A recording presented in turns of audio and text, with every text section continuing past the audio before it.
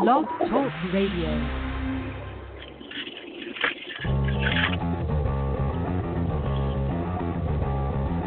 TV party tonight! TV party tonight! TV party tonight! TV party tonight! We're gonna have a TV party tonight! Alright! We're gonna have a TV party, alright! Tonight! We've got nothing better to do than watch TV and have a couple of brews. Everybody's gonna hang out here tonight! Alright! We'll pass out on the couch! Alright! Tonight! We got nothing better to do than watch TV and have a couple of brews. Don't talk about anything else. We don't wanna know. We're dedicated to our favorite show. Tonight's favorite show is The Flash, Season 3, Flashpoint. Ladies and gentlemen, no matter what happens in your life, the show must go on. Always remember that. When you fall down flat on your face, pick yourself up, dust yourself off, try not to strangle the person to your immediate right, and trudge forward. Right, Jesse? That's right, buddy. Trudge forward. Trudge. All right. Ronnie, how close are you to getting home? I'll be there in a minute. I'll call back in. Thank you. So as one of the rogues from the Flashpoint, Weather Wizard over here with his fucking wind tunnel. There we go. we should have just told him. We should have told him to roll up his window. Maybe that would have solved the problem. You shouldn't do a podcast rolling down the window with and going down the road at 60 miles an hour. Listen, I demand perfection on the Rattleton Broadcasting Network. That's right, damn it. Audio perfection. And granted, we've only had it this year, but that's probably the issue. All right. All right. Better late than never. Tonight. Yeah. This is TV Party Tonight. I am your host, the man-beta reporter, and frankly, I'm mortified, Mr. Mark Radulich. And we are, in fact, discussing The Flash, Season 3, also called Flashpoint. We talked about the Flashpoint comic on source material last night, and tonight, in conjunction with that, we're going to look at the most recent season of The Flash, which in its own inimitable fashion dealt with Flashpoint. I am, of course, joined by a man who I've left at the altar of metal. Sorry, Jesse. Damn it. I led you down a gilded path and then left you stranded there. I apologize. I suck. But Jesse's here. That's right. Buddy, forging forward, that is, I think, your middle name. And I don't, I certainly do not, I do not harbor any ill will with the fact that you are going to leave me at the altar of metal. If there's any altar I would rather be left at, it would be a Clutch show. I will not have any complaints there. I was going to say, I suppose of all the things, sorry, I just got a message from work. Anyway. Time to go in. They're calling you in. Yeah, they're calling me in. There's nuts about. You need to go put them in turtle suits. You know what a turtle suit is?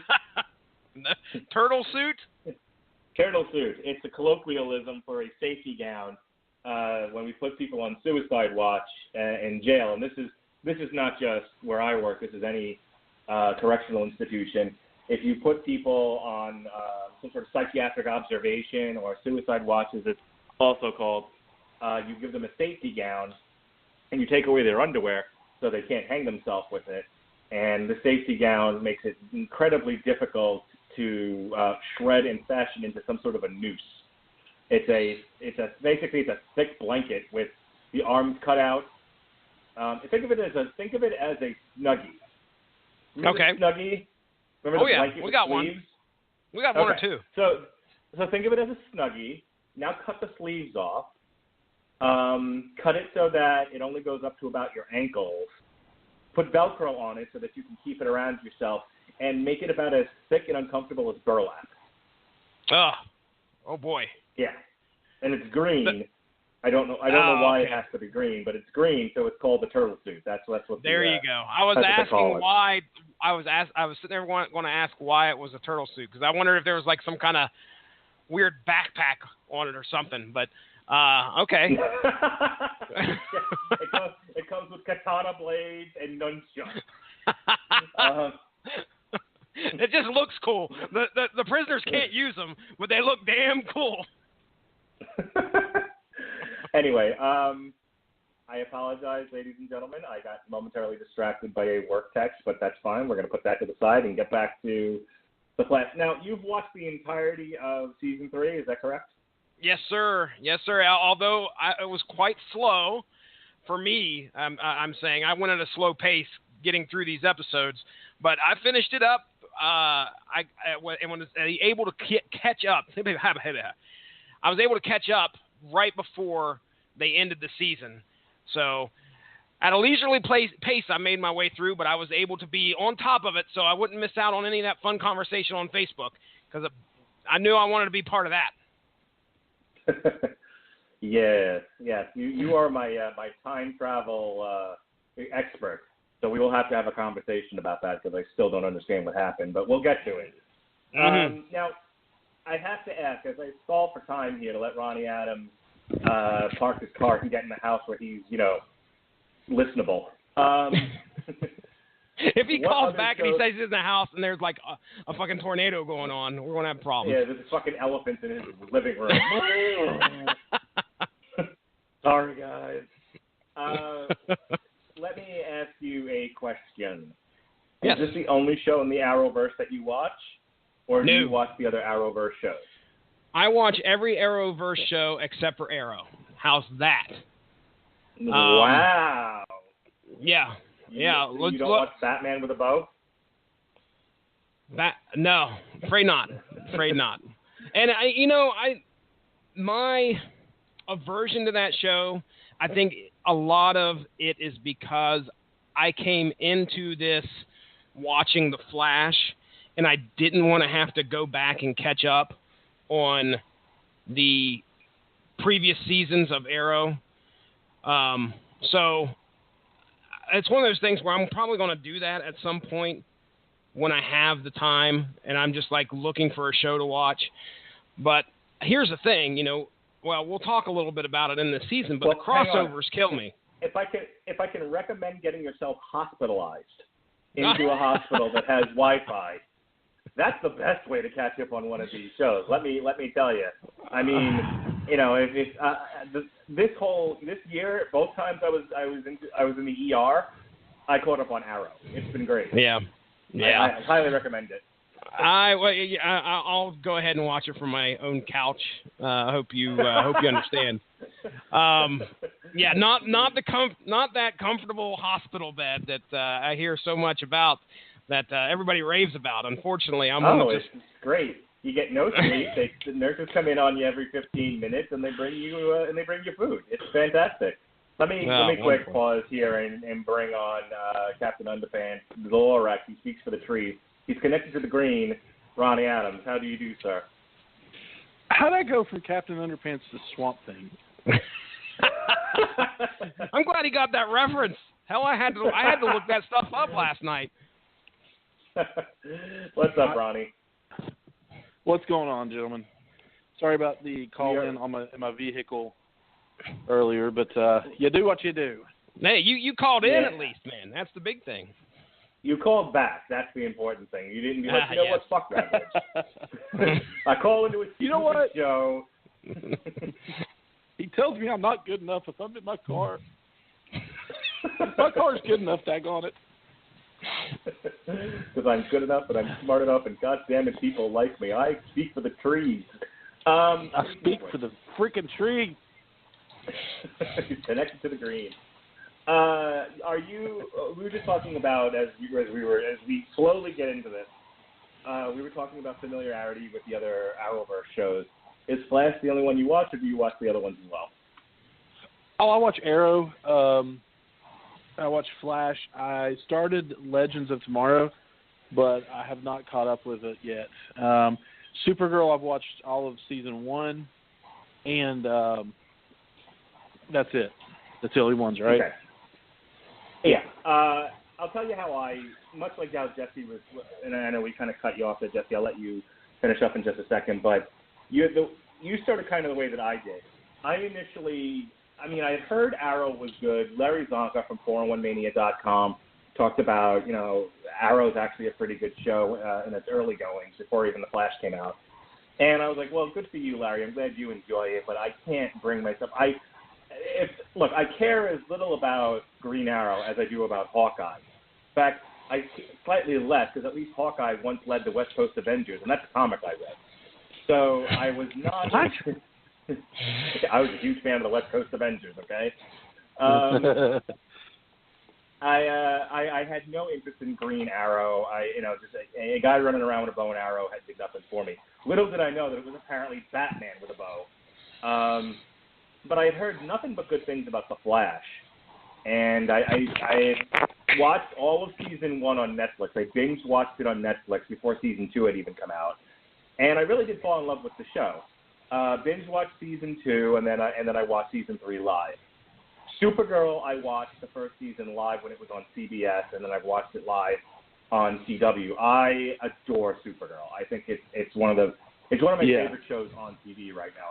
I think the writing, especially this second season, when they moved it to the CW, I thought it was phenomenal. Absolutely, I'm a huge fan. Legends of Tomorrow, I was initially resistant to. I was like, who the fuck are these people? I had no idea who half the characters were.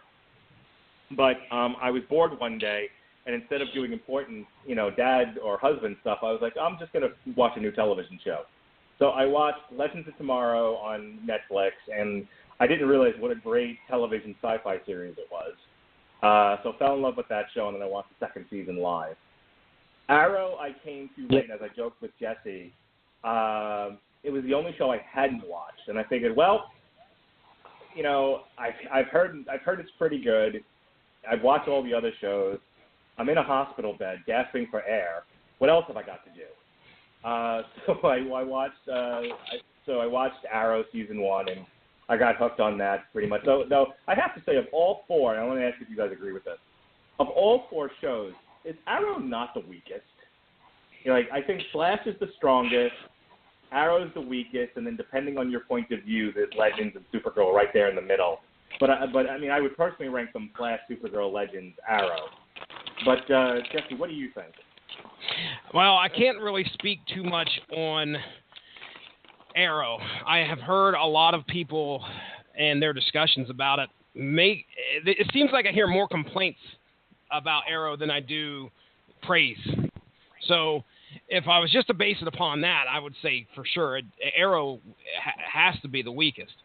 Flash, I think, to me, out of all the shows, is the top.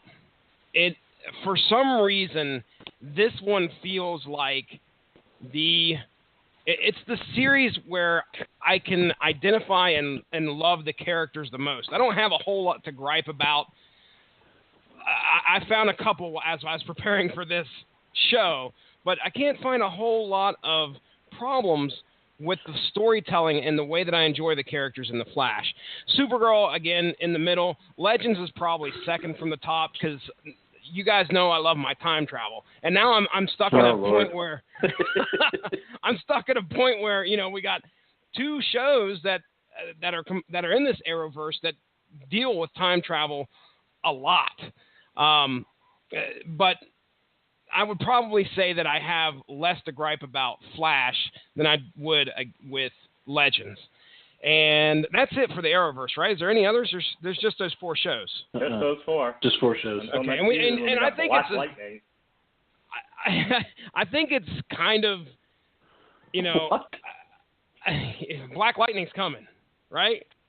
No. Yeah, Black Lightning, straight from your Blaxploitation 70s VCR tapes. It's Black Lightning, everybody, coming to the CW. I swear to God, that's true. Out of all, okay, never mind. Get ready, Ronnie Adams. It's on its way. But yeah, with Supergirl, I almost say that it's kind of a stretch to say she's part of it, but I guess now she is, considering they've clearly crossed over. she is a part of the Arrowverse as much as any character in the Flash that's on a separate Earth. Okay. I mean, that's been their explanation of it. She is a part of the Arrowverse. For God's sakes, they had an episode where they've had at least 2 episodes where she's been on the Flash. For Pete's sake. Technically, so, yeah, you're right. Fix your glasses, nerd. There's my ranking. Ronnie Adams? My ranking would have to go Flash, Supergirl, Arrow, then Legends. Oh, you like Legends least? Yeah, it's just me. It's just personal. I take it personal. Then we can rumble, sir.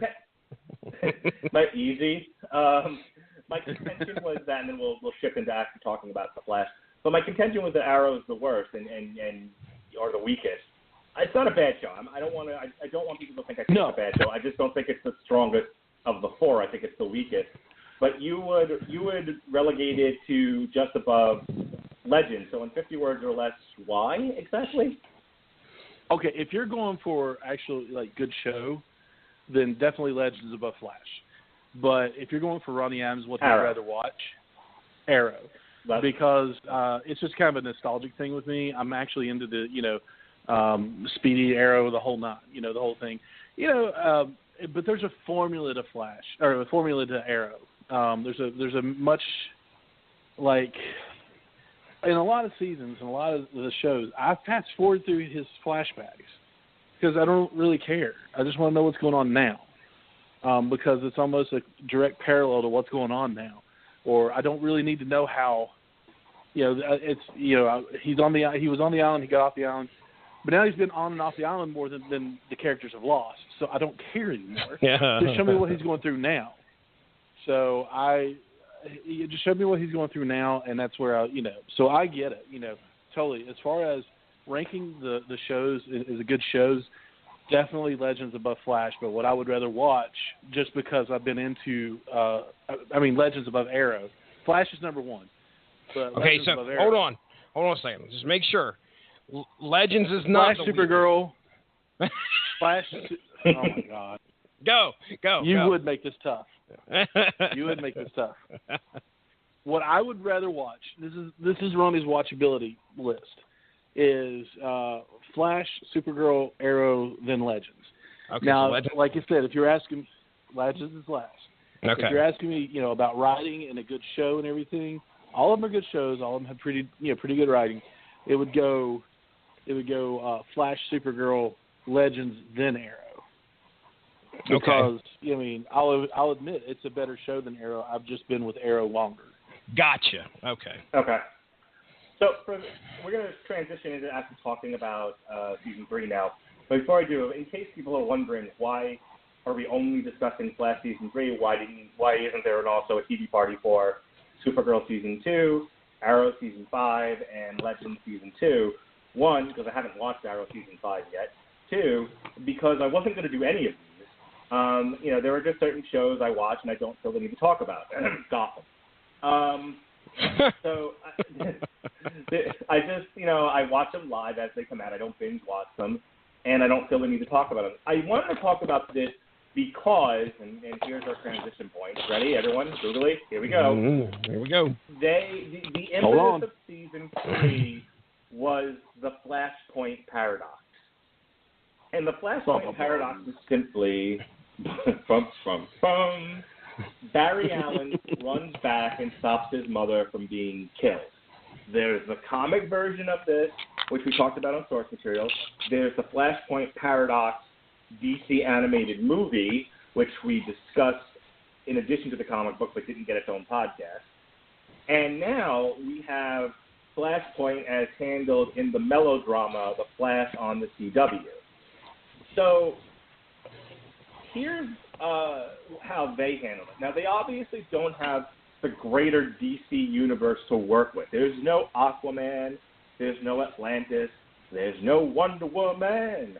There's no Themyscira. There may have been an allusion to a Gotham and a Batman in this universe, but none that has been presented on The Flash.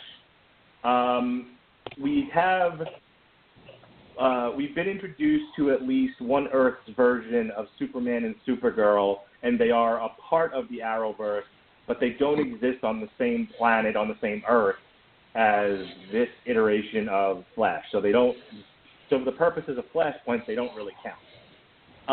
In other words, they can't do the Flashpoint paradox as it was done in the comic or the movie. They handled it in the melodrama world of the Arrowverse with the characters they had, which is essentially, here's what happened. And we're not going to necessarily break down every single episode like this, but I felt it was important to actually discuss the first episode, which is directly the Flashpoint episode in large part, and then move into the rest of the things that happened throughout the season. Season 2 ends with Zoom killing Barry's father. They defeat Zoom eventually and free the real Jay Garrick from his imprisonment. But at this point, Barry has lost his mother. He's lost his father. He's at the worst possible place emotionally he's ever been in his life. And he, just as he does in the comic and the TV movie, he decides he's going to run back in time and stop the murder of his mother from happening because he's lost too much. The weight of the loss is so heavy that he can't live with it. So he changes history by stopping Eobard Thawne or Ichabod Crane, whatever you like, from killing Nora Jones. Okay, so drink every time I get a name wrong, folks. Anyway. Nora Jones. I'm glad this isn't the Wonder Woman podcast all over again, where I could mispronounce Themyscira, whatever. Themyscira. Okay. So we arrive at season 3. Barry's been living in this new timeline for a few months. He's got Eobard Thawne trapped in a cage of sorts where he can't use his powers, and he's sort of feeding him like a pet. And Barry's working up the courage to ask out Iris. What he finds out through the course of the episode is there's another Flash in town, so he doesn't have to be running around saving people. And that Flash is Wally West, otherwise known as Kid Flash in this timeline. Iris and Joe have had a falling out where they don't talk, and they don't talk because in this iteration of the timeline, Iris doesn't forgive Joe for not telling her about Wally, if I remember correctly. If I get something wrong, just jump in and say, hey, it's different. But I believe that was the issue there. In this timeline, Ramon Cisco is a tech mogul and has no interest in stopping metas and has no interest in helping the Flash. And there is no Team Flash. As a matter of fact, what's-her-face, who becomes Killer Frost? Oh, God, what's her name? Her actual name? Caitlin. Yeah. Caitlin Snow is an ophthalmologist. None of these people are involved with Star Labs the way they are in the original timeline. There's another speedster running around called the Rival, and the Rival is giving Kid Flash the business. Barry eventually gets to trying to help Kid Flash take down the Rival. This ends badly for Kid Flash as he takes a pole to the chest. They do take down the Rival, but again, not without this large cost. So, you've got the Irish Joe issue, you've got the no Team Flash, you've got the fact that Kid Flash just took a pole to the chest. Things are worse off for everybody but Barry. And Barry says, well, this isn't going to work. And so he makes the sacrifice to run back to the past to make a change and set the timeline right. And I believe that's where the episode more or less ends. It isn't. It's the next episode where I think he tries to run back a second time, and Jay Garrick slaps the shit out of him and says, "No, you idiot! It doesn't work that way." Am I right about that? Yes. Okay. Yeah, I can't. Man, if we're talking back in October, I could barely remember last month, so sure. I believe I got it. Yeah, it's the second episode. I'm pretty sure that you did. Yeah, it's the second episode where. Oh, you know what? I did screw something up. In the Flashpoint paradox, Joe has a poor relationship with Iris and Wally, and he's a shitty detective and kind of a drunk. It's when he goes back and tries to fix things, that they have the issue where they haven't talked. My apologies to everyone. All right. That's right. Now that I've gone and mucked that up, we'll go Jesse and then Ronnie. How do you think, by comparison with the tools and the issues that they have at their disposal, how do you think the showrunners for The Flash handled Flashpoint? What is your opinion? I think they did fine. Just like you had mentioned earlier, we don't have a whole DC universe that we've got to try and include all the big names to figure out where everybody's at. What we've got to do is we've got to show the effects that this has had on the characters that everybody's become familiar with. I don't think... What I hate about Flashpoint is the fact that Barry's actually finally happy and he has to make a decision that since nothing was like it was before. I mean, what else I don't understand what Barry Allen actually thought was going to happen. If he just thought, oh yeah, my mom's going to be alive and everything else will be just the same. If so, you're an idiot. But that's just one of the consequences of going back and changing time. So the fact, it kind of annoyed me that, oh, well, he's perfectly happy, but he's not happy because his friends are not happy. So he's got to go back in time and stop stop this event from changing. And the problem is that we find out that almost similar to what we see in the DC universe. After Flashpoint occurs, yeah, it comes back and it seems like everything's okay, and then you get the New 52. It's not, and nobody wants that. No, nothing's all right. Doesn't matter how many times you try to go back and fix it. Something is still going to continue to screw up. So how they handled it, I think it was okay. I love how he comes back and still things aren't fixed.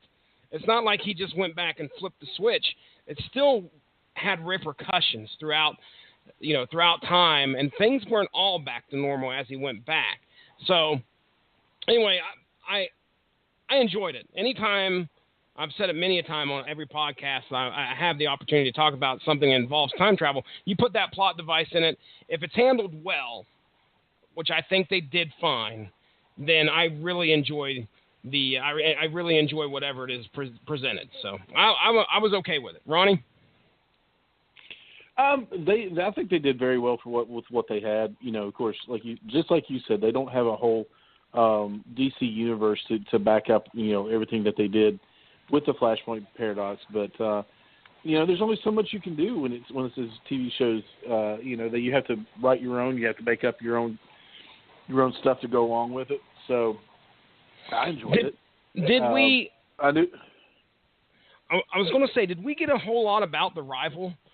I think he was only like part of that after Flashpoint, or when Flashpoint occurred.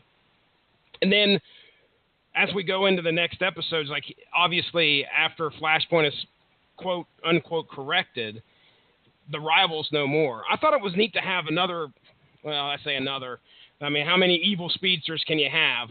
But it was neat to have another speedster. There's been like 7. Yeah. I wanted more of the rival for some reason, but that didn't last. All right, let me. I'm of two minds about Flashpoint. One, I enjoyed the episode. I have in my description tonight, what would you sacrifice to have everything you've ever wanted? I like the idea of playing with, again, these CW shows are mostly melodramas, with the exception of Legends, which is more of sci-fi.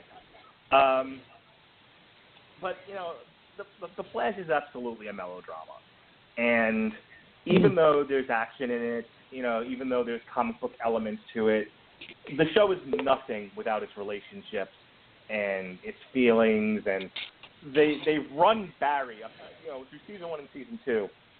They've run Barry through the mill. They killed his mom. They killed his dad.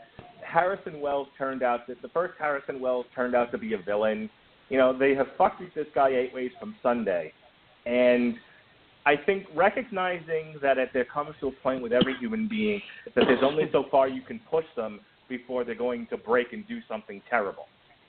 And his terrible thing was to go back and change, to abuse his power and go back and change history for his own selfish reasons. I actually thought that was great. And then I thought how they handled, in a world, in the Flashpoint world, yes, you have your parents, but you'll have no one else. You won't have Iris. You won't have Cisco. You won't have Caitlin. You certainly won't have Harrison Wells, and you won't be the Flash, by the way. It was another aspect of it, that if he had stayed there any longer, he was going to start losing his powers. Because in this world, he didn't get, he didn't get struck by the dark matter. I thought all that was great. And I said I was of two minds of it. Here's my second mind of sorts, my sort of negative opinion on the matter. As an episode itself, it was fine. It informed the entire rest of the season to one degree or another. And in a lot of ways, it hit the reset button and just changed a lot of character dynamics. Oh, yeah. Just because time travel. That was the reason.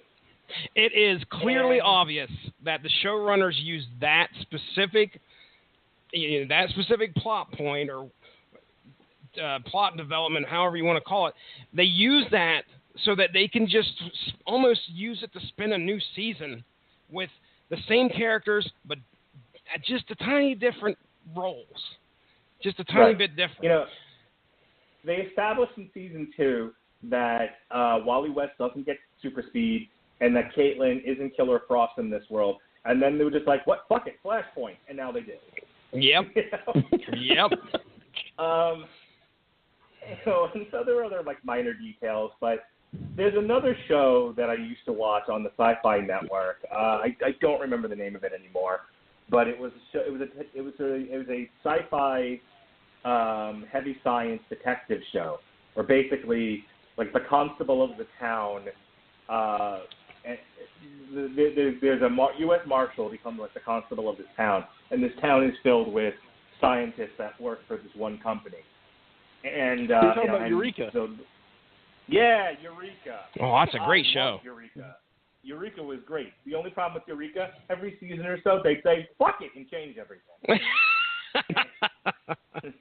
It just, and time travel happened, and everything changed, or they somehow end up in an alternate universe, and now everyone's different. If you were black, you were white in this universe. If you were a boy, you were a girl.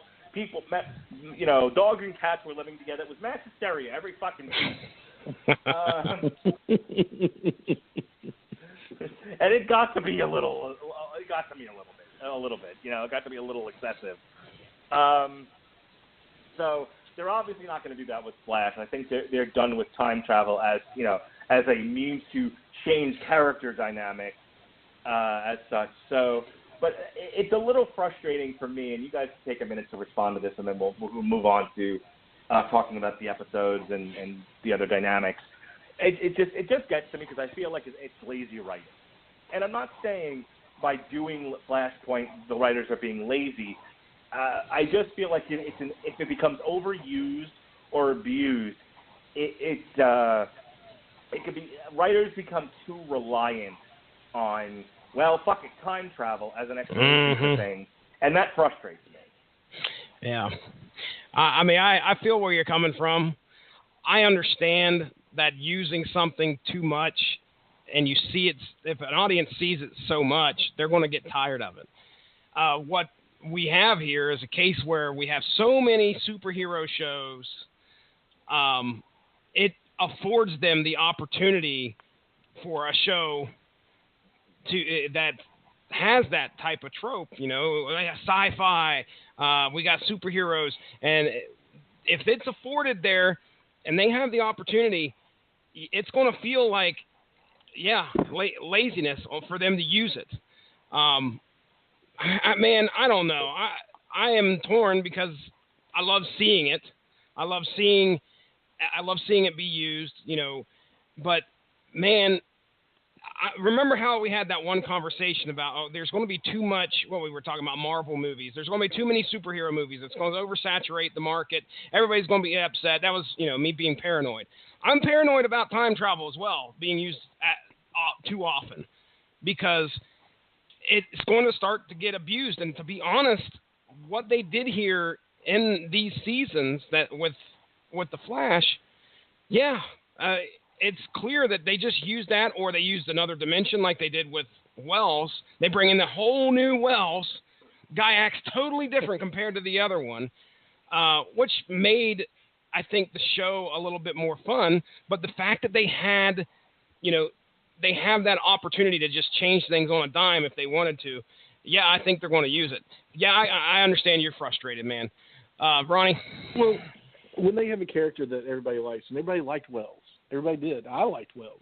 When he found out he's, Reverse Flash and or Professor Zoom or whatever, one of the 9,000 names that he has in the comic books, but he was Zoom in this. But changed his face. Kind of Zoom. Ham sandwich Anders. But he, it was kind of disappointing to see that character go away. So you want the ratings, you want people to be happy with it, so you have to switch things on a dime. So and then comes Earth 2. So the Earth 2 Doctor comes back over, and then voila, you've got a full Team Flash again. And so they're going to use these opportunities because it's a comic book show. Yep. How many times has this happened in the comic books? How many people have come back from the dead? How many times has DC rebranded, relaunched, and how many crises have they had? So I mean, they're from their source material, they're doing pretty good, but as a show, I can see the frustration. Okay, so just real quick, and I'm not going to summarize every episode, but in Paradox, Barry comes to realize there has been multiple changes to the original timeline. As I said before, and I screwed this up, Iris has not forgiven Joe for concealing that their mother was alive. Cisco is angry with him for not altering the timeline to save his brother Dante from being killed by, I believe it's a drunk driver.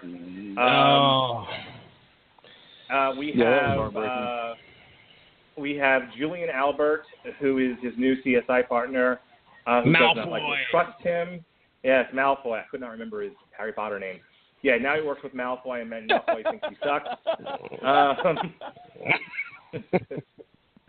It is a Harry Potter name. So we have all kinds of problems here, and it is revealed to the audience, but not to anyone in the show just yet, that Caitlin has Killer Frost powers.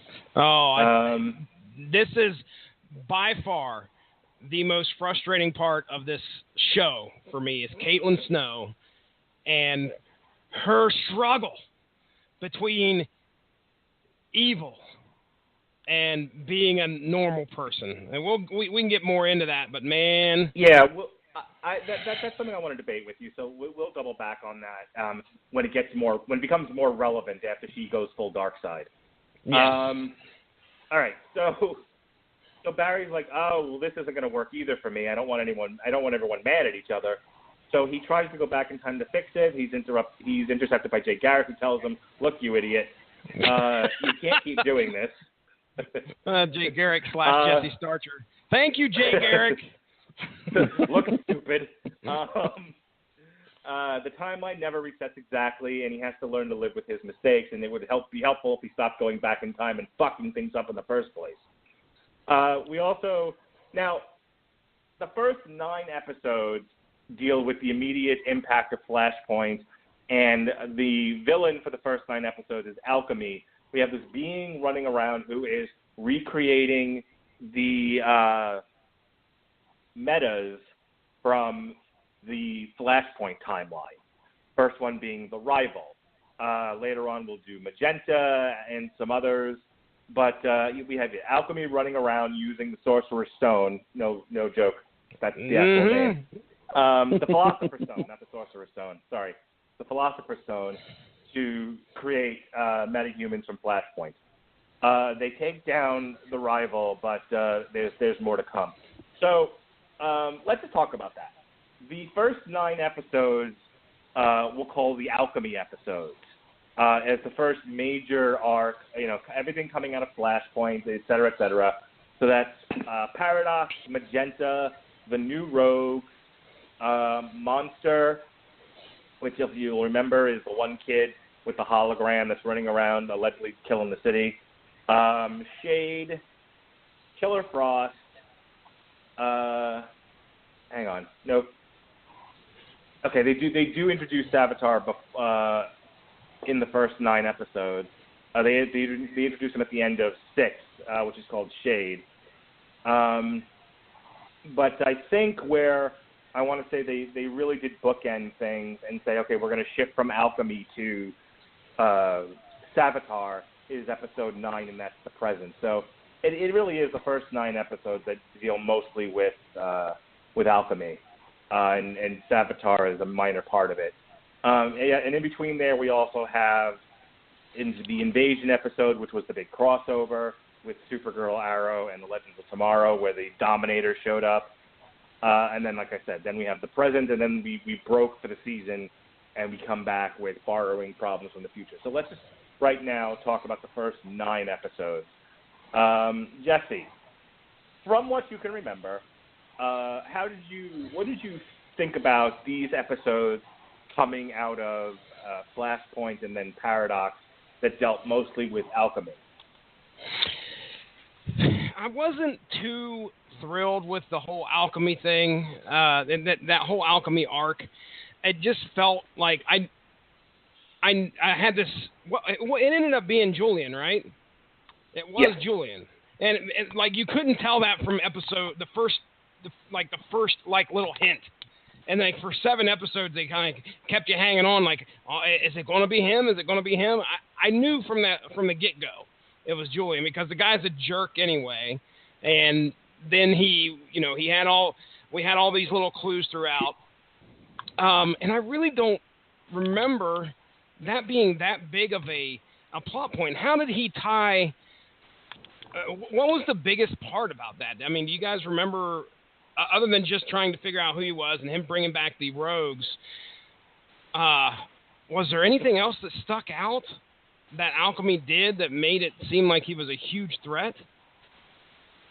No, but he introduces plot elements that they heavily rely on for the rest of the season.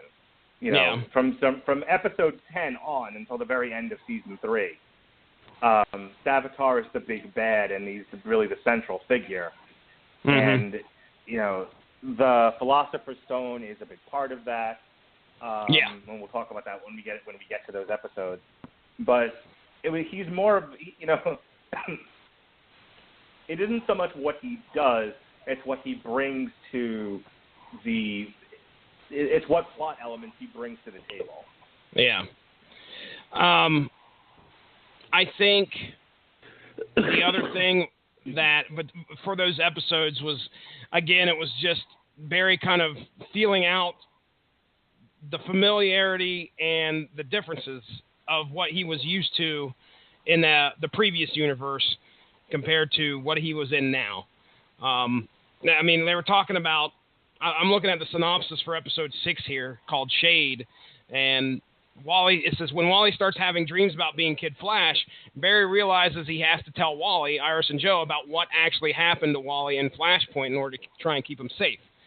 So, reset button again, and we kind of have to go through him telling Wally, and I think, don't they have to totally retrain him again? He becomes Kid Flash. And I'm saying again, he was Kid Flash in season 2, right? Before Flashpoint? No. He was not. Okay. Nope. So this is our introduction to him actually becoming. No, real quick. In season 2, there's a dark matter explosion again that him and Earth 2 Wells' daughter Jessie get hit with, and she ends up getting speed, and she becomes Jessie Quick. That's right. And that's yes. And that's one of his big character issues is I want to be a speedster too, and it never happens for him. Yep. So now he's in this one. They develop Wally and his speed, and letting him know, okay, hey man, you're a speedster as well, which was pretty cool. But I'm trying to think of some of my favorite stuff that happened in those episodes. And these, I will tell you right now, the crossover I was tremendously excited about. The 4-part crossover is one of the things that I love about comics as well as shows. Okay. I mean, whenever you can cross over a show, go ahead. Can we put pause on that? I want to get absolutely. Ronnie in here to talk about. I want to get Ronnie in here to talk about the Alchemy episodes, the Alchemy arc, and then we can talk specifically about Invasion, and then get into the Savitar arc. So, Ronnie, okay. my same question to you. What did you think of the Alchemy storyline from Paradox through the present, episode 9? I really have to echo what Jesse said on that. I mean, it wasn't. It's been a little while too, so forgive me for that. But it's at this point, I hate to say it, but I was kind of in that let's hurry up and get through it and see where it's going stage. So it was good. I mean, don't get me wrong, I enjoyed it, but it was just, like you said, I'm just confused at how many speedsters there are and what happened to some, and just like you said with Jesse and it's just how many people can run really fast in one universe. We're up to 1, 2, 3, 4, 5, at least 7 now, and it's. Is there no other superpower set that they can think of coming out of Flash right now? So, well, when you've got a television budget as opposed to a movie budget, yes. You use your powers. True. You can either shoot lasers or run fast. That's it. Well, you had Adam Edge Copeland as who did he play in that? I know who you talk.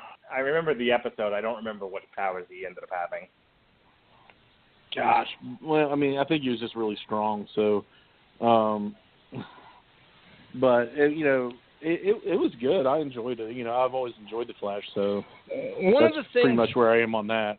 One of the things that I remember hearing somebody say recently was that shows like the Flash and Legends, it's hard to really keep you interested in that long game without getting upset about the fact that we're not at the end of that long game. And Alchemy to me felt like that, it was that, it was like, okay, hurry up. Let's get to it. Just like Ronnie said, let's get to the end of this and figure out who's next. Okay. We know that something big's got to happen. I wasn't interested. I wasn't as interested as I think they would have wanted me to, because it just didn't feel like a threat almost. I didn't feel like it anyway. Adam Smasher. That's who Copeland was. Okay. Here's my opinion on the matter, and then we'll no, you're fine. We'll talk a little bit about Invasion and then move on. I feel like they knew Savitar was the big bad of this season. They knew that episodes 10 through 23, so 13 episodes. After the mid-seasonish break between December and January, because the present took place on December 6th, and then we picked up the second half of the season with Borrowing Problems from the Future on January 24th. I feel like the showrunners and the writers and directors and everybody said, okay, we know that the second half of the season is going to be stronger than the first.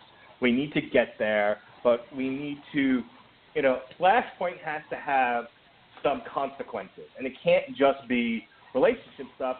This is not just that kind of a show. There has to be superhero stuff happening as well.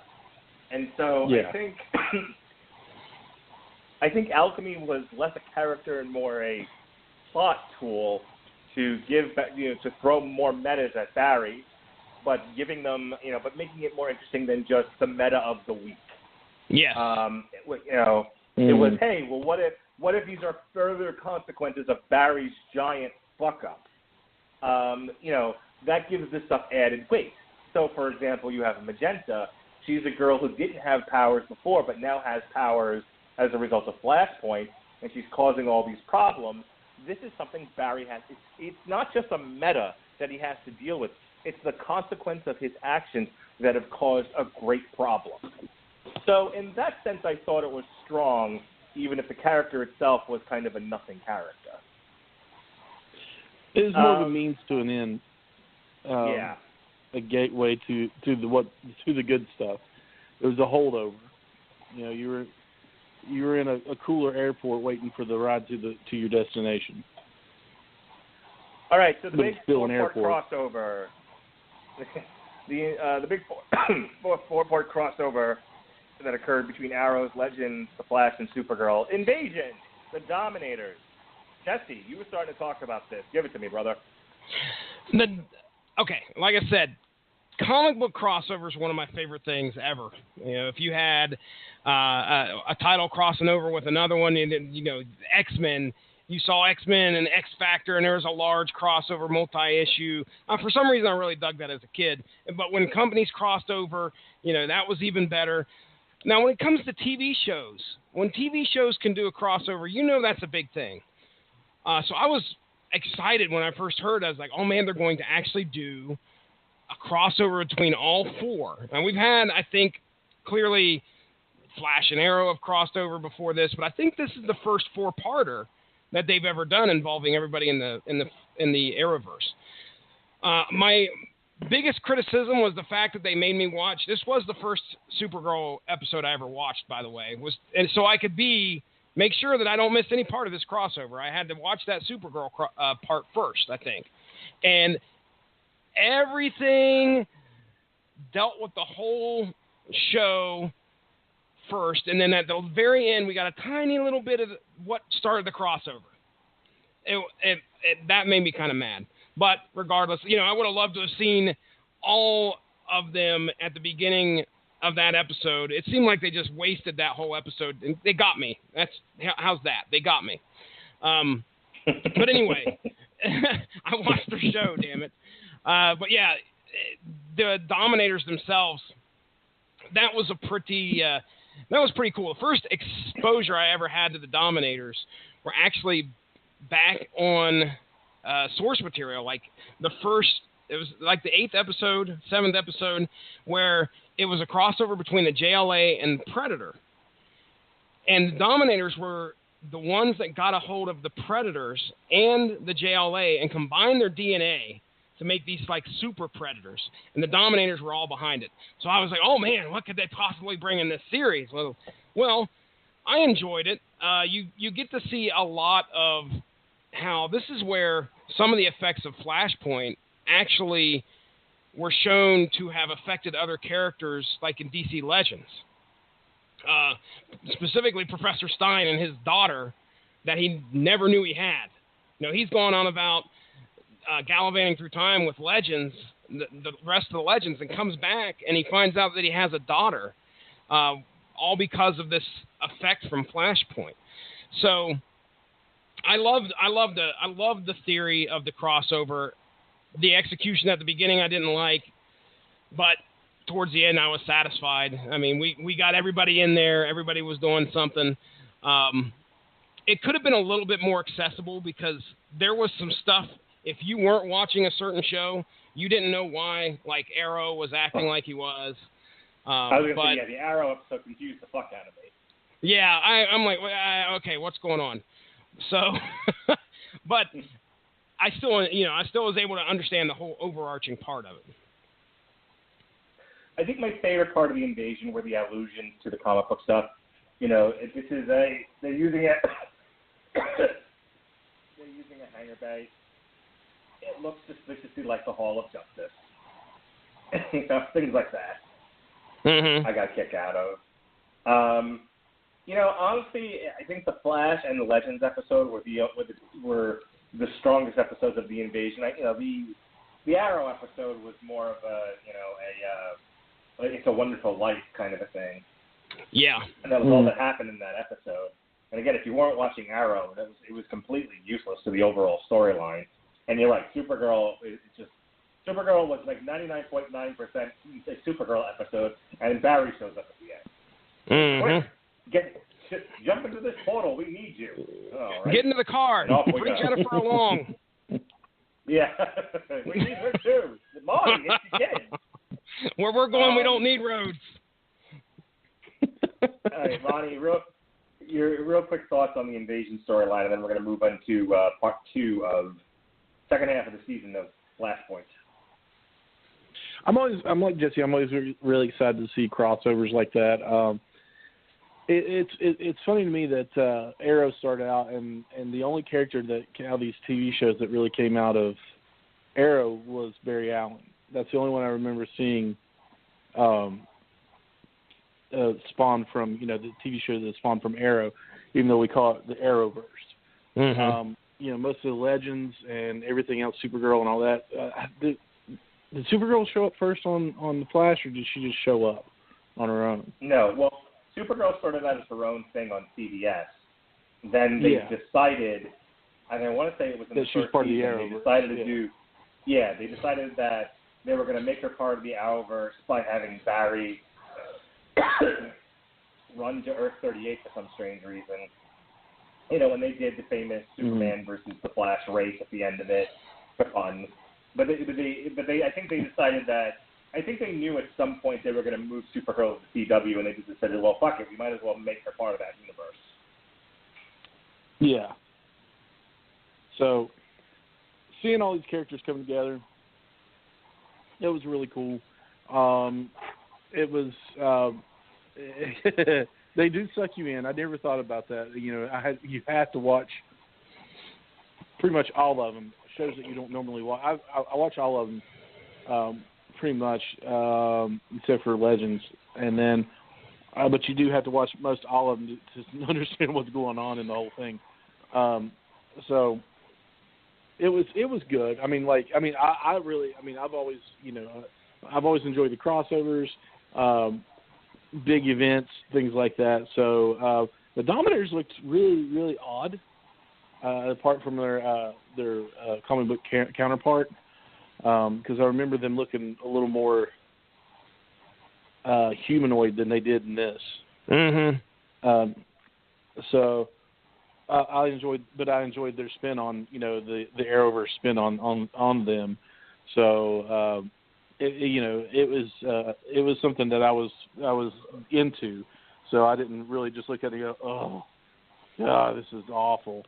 So the crossover worked really well for me. All right, so we wrap up the first part of the season with the present. They use this is where we learn how Julian got the Philosopher's Stone, and they're gonna get you get his backstory. We have Savitar and essentially the Philosopher's Stone sort of fucking with Cisco. They're trying to get him to open the box once they've closed it again. They communicate with Savitar through Julian, who claims that that Barry in the future will imprison him. They say one teammate will betray him, one will fall, and the third will suffer a fate worse than death. They throw the Philosopher's Stone, and they think they throw all of it, into the Speed Force, but in the process, Barry is thrown 5 months into the future, and he witnesses a returning Savitar killing Iris on Infantino Street.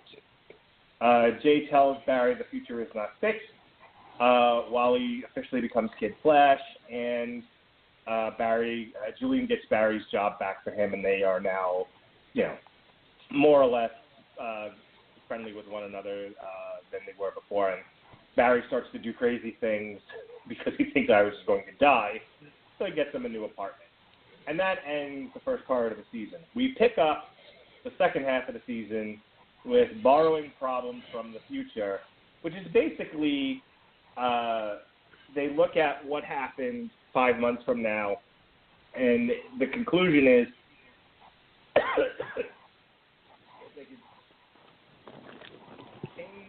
all of these events, then certainly they'll change the event of Savitar killing Iris on Infantino Street.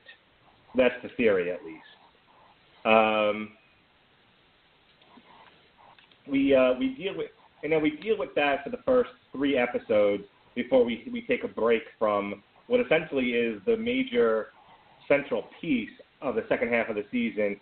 Savitar is going to kill Iris, and we have to stop him. So let's just take these in pieces. So we've got borrowing problems from the future, Dead or Alive, which is our introduction to Gypsy, who is an Earth 19 bounty hunter, and Earth 19 is where they have HR and Jesse Quick, and then we have Untouchable, which is episode 12. So first 3 episodes of what we'll call the Savitar part of the season. What do you think, Jesse? It was good. It gives us a focus. We have to figure out what we're going to do and how we're going to do it in order to try and stop Iris from getting killed. And what's crazy about it is that, man, Barry has been plagued with, hey, you're going to go back. If you go back in time, you're going to screw things up. You're going to screw things up. Well, he decides, I've got to make sure that this is what's going to happen, and proceeds to go forward in time some more. It's like, this guy can't win. If he goes back in time, he goes forward in time, and now he's faced with the inevitability that the one love of his life is potentially going to die. So we've got to try and figure out how we're going to do that. So, as borrowing problems from the future, where he goes, is that where he goes into the future and confronts himself up there? That happens later. Oh, okay, we're going to get there, Jesse. I promise. But that I couldn't remember. Okay, this is the bit where they vibe 5 months into the future, and they are able to sort of take in more of what's happening. And they get more details about what's going to happen 5 months from now, so that they can try to change things. Let me ask you guys a question. Did HR grow on you, Mark Radulich? Did you like HR? Yeah, I thought HR as a muse was a fun character. They don't necessarily always need the smartest guy in the room sort of moving them along. I like the idea of he was an inspiration for ideas that the other smart people had. And I thought, and his character also, look, episodes 10 through 23 some of them are very, very heavy episodes. I mean, they really hammered the melodrama on a lot of and I wanted to take this in part so there's a little bit more digestible rather than, either episode by episode or trying to talk about the whole season. Because I think, unlike Black Sails, right, Ronnie? This is way too big to talk about in just large scopes. There's just too much happening. But what I was getting to was I thought that HR was the clown, was the comedy relief of the season that it sorely needed.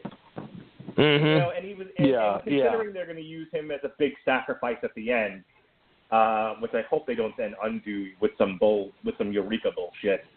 I actually was attached to the character and was sad to see him go. Yeah. So, Ronnie, do you want to just talk about that real quick? What did you think of this iteration of HR? I like you said, he was needed in the series to bring some levity to it, some lightheartedness.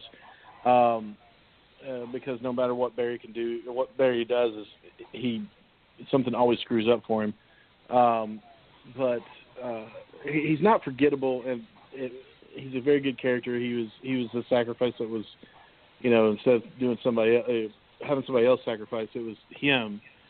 And the only thing that could ruin that is Flash running around the Earth backwards to turn back time.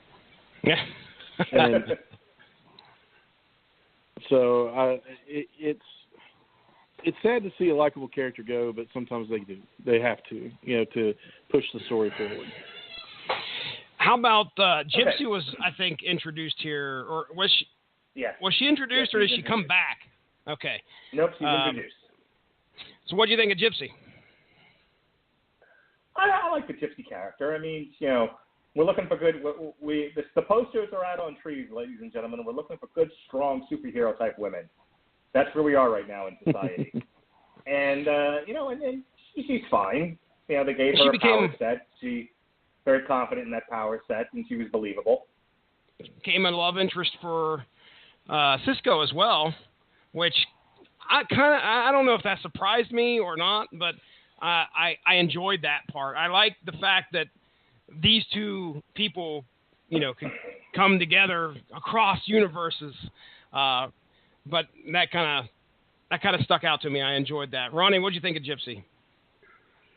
Oh, good care. Not much. I mean, it was a good character. Huge. Yeah, absolutely. But good character, but didn't. I mean, it's one of those characters. I don't want to say she was the flavor of the week or meta of the week, like you said, but definitely not that. But I don't know. I didn't get much into the character, I guess. Okay. All right. So we have our first break. I'm not much help. Season. We have our first break in the second season from the overall arc, which is Avatar kills Iris. Boy, this is the most coughingest podcast. And it's a two-part episode. I know, right? It's a two-part episode featuring Gorilla Grodd. Oh, yeah. I love this story arc. It's a two-episode story arc, but it's fucking great. I really enjoy the Gorilla Grodd character. I've enjoyed how they use Gorilla Grodd and what little changes they've made to make it work for a television show. I thought going to Gorilla City was fantastic. And then the return, and then the gorillas launching an attack on the central city of Earth 1. That whole episode was great. This is another one where Barry is driven to become the villain. This is a big theme of this season. Does Barry make the wrong decisions and become the villain, or will he remain the hero? That's definitely one of the central themes of the season. And in dealing with Grodd, that comes up again. I love these two episodes. Jesse, what did you think? Yeah, they were good. He kind of has to use his brains a little bit here to try and figure out how to beat Gorilla Grodd. At first, I think, if I remember right, doesn't he help him? Number one, he thinks he's doing a good thing by helping Gorilla Grodd take over Gorilla City, and then that comes back to, that's not so. That doesn't help out so very well. And if I remember correctly, this all tied in with the whole Iris thing, because this was it was a casual mention on the TV or something, or maybe it was the newspaper as they vibed into the future. So I thought that was neat. But man, Gorilla Grodd's a pretty awesome. He's a pretty awesome rogue, to be honest. I mean, a freaking telepathic gorilla. You're gonna have some trouble. What do you think, Ronnie? Gorilla Grodd has always been one of my favorites, just because he's so ridiculous. I mean, like you said, he's a telepathic gorilla, and who would ever think of that? So I was really excited to see that they were going to use him, and they used him so well in this, and Gorilla City, the whole nine. I'm actually playing Injustice right now. Not right now, but I got Injustice 2. The Gorilla Grodd is on there, and so I was pretty stoked about that. I don't know why, but he is, and my dog just belched in my face, so that's awesome. So I enjoyed it. I really did. It was so cool to see Gorilla Grodd. I'm looking at the synopsis here. They talk about how Jesse Quick decided to stay with Wally on Earth 1. I remember that because she was gonna leave him at first and go back over, but then she decided to kind of stick around and give. There's again, we have these dimensionally crossed lovers who are fighting to stay together, and I think that was a good important part. Give Wally something. You're rooting for those two to stay together. Mm-hmm. All right. Then we have another 2 episodes that deal directly with Savitar. One is called The Wrath of Savitar. And then we have Into the Speed Force. The arc here is that Savitar is doing manipulations and screwing with people because he's got this plan that's laid out. Now, here we have one of them will betray you, and it's Caitlin, who confesses that she has kept part of the Philosopher's Stone, which is what has allowed Savitar to communicate with Wally and others and cause them to have visions. And in fact, Savitar shows Wally a vision of his mother. Wally takes the piece of the Philosopher's Stone and throws it into the Speed Force, believing that this will exile Savitar for good. However, this instead sucks Wally into the Speed Force, allowing Savitar to escape. And he tells Barry, I'm not going to kill you yet. I still have plans for you. And I'm certainly not going to kill you before I make you watch as I kill Iris. So the second episode to this, the second part of this basically, is Barry goes into the Speed Force to rescue Wally. Let's see. Having been contacted by Cisco, Jay Garrick joins Barry inside the Speed Force and voluntarily takes Wally's place so Barry and Wally can escape. And the rest of it sort of deals with Barry and Iris and their relationship sort of being screwed with by the possibility of her being stabbed in the back and how that's affecting Barry. So, again, we're breaking this into little parts here. We have this two-part story of Savitar hatching this plan to get out of the Speed Force and him being successful, and then Barry rescuing Wally from the Speed Force and moving forward in dealing with Savitar. Again, I'll switch it around. Ronnie, what did you think of this two-part episode?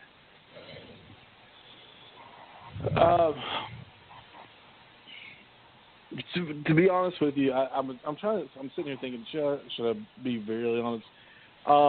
It was another one of those arcs I was kind of like, I was okay with. I just really wasn't into. I don't know why. The whole Speed Force thing and everything. It's good, but it didn't keep my interest. I don't know. It was one of those ones where I was watching, but I was doing something, it was on in the background, to be very honest with you. I was probably washing dishes or something like that. Well, let me it just couldn't keep my interest. Let me slip in here real quick and ask you a question there, Ronnie. Mm-hmm. I mean, were you at all involved with trying to figure out who Savitar was? Was that something where you were kind of watching? I don't know if you're into spoilers or not, but where everybody was trying to figure out who Savitar was. Oh my God, who could it be? Did you have any theories, or were you one of the ones that were kind of okay, well, whoever the hell Savitar is, whatever? But what do you think? No, because the one I was really into was Reverse Flash. Really? It almost felt like a repeat of that. Yeah, that's probably why I wasn't into it, because the guy that they got to play who wasn't Jay Garrick, the only part I didn't like about that was Jay say his name, Jay Garrick, turned out to be a clone of Barry's dad or whatever, that Earth's whatever. But the guy that they had playing, doppelganger. The guy that they had playing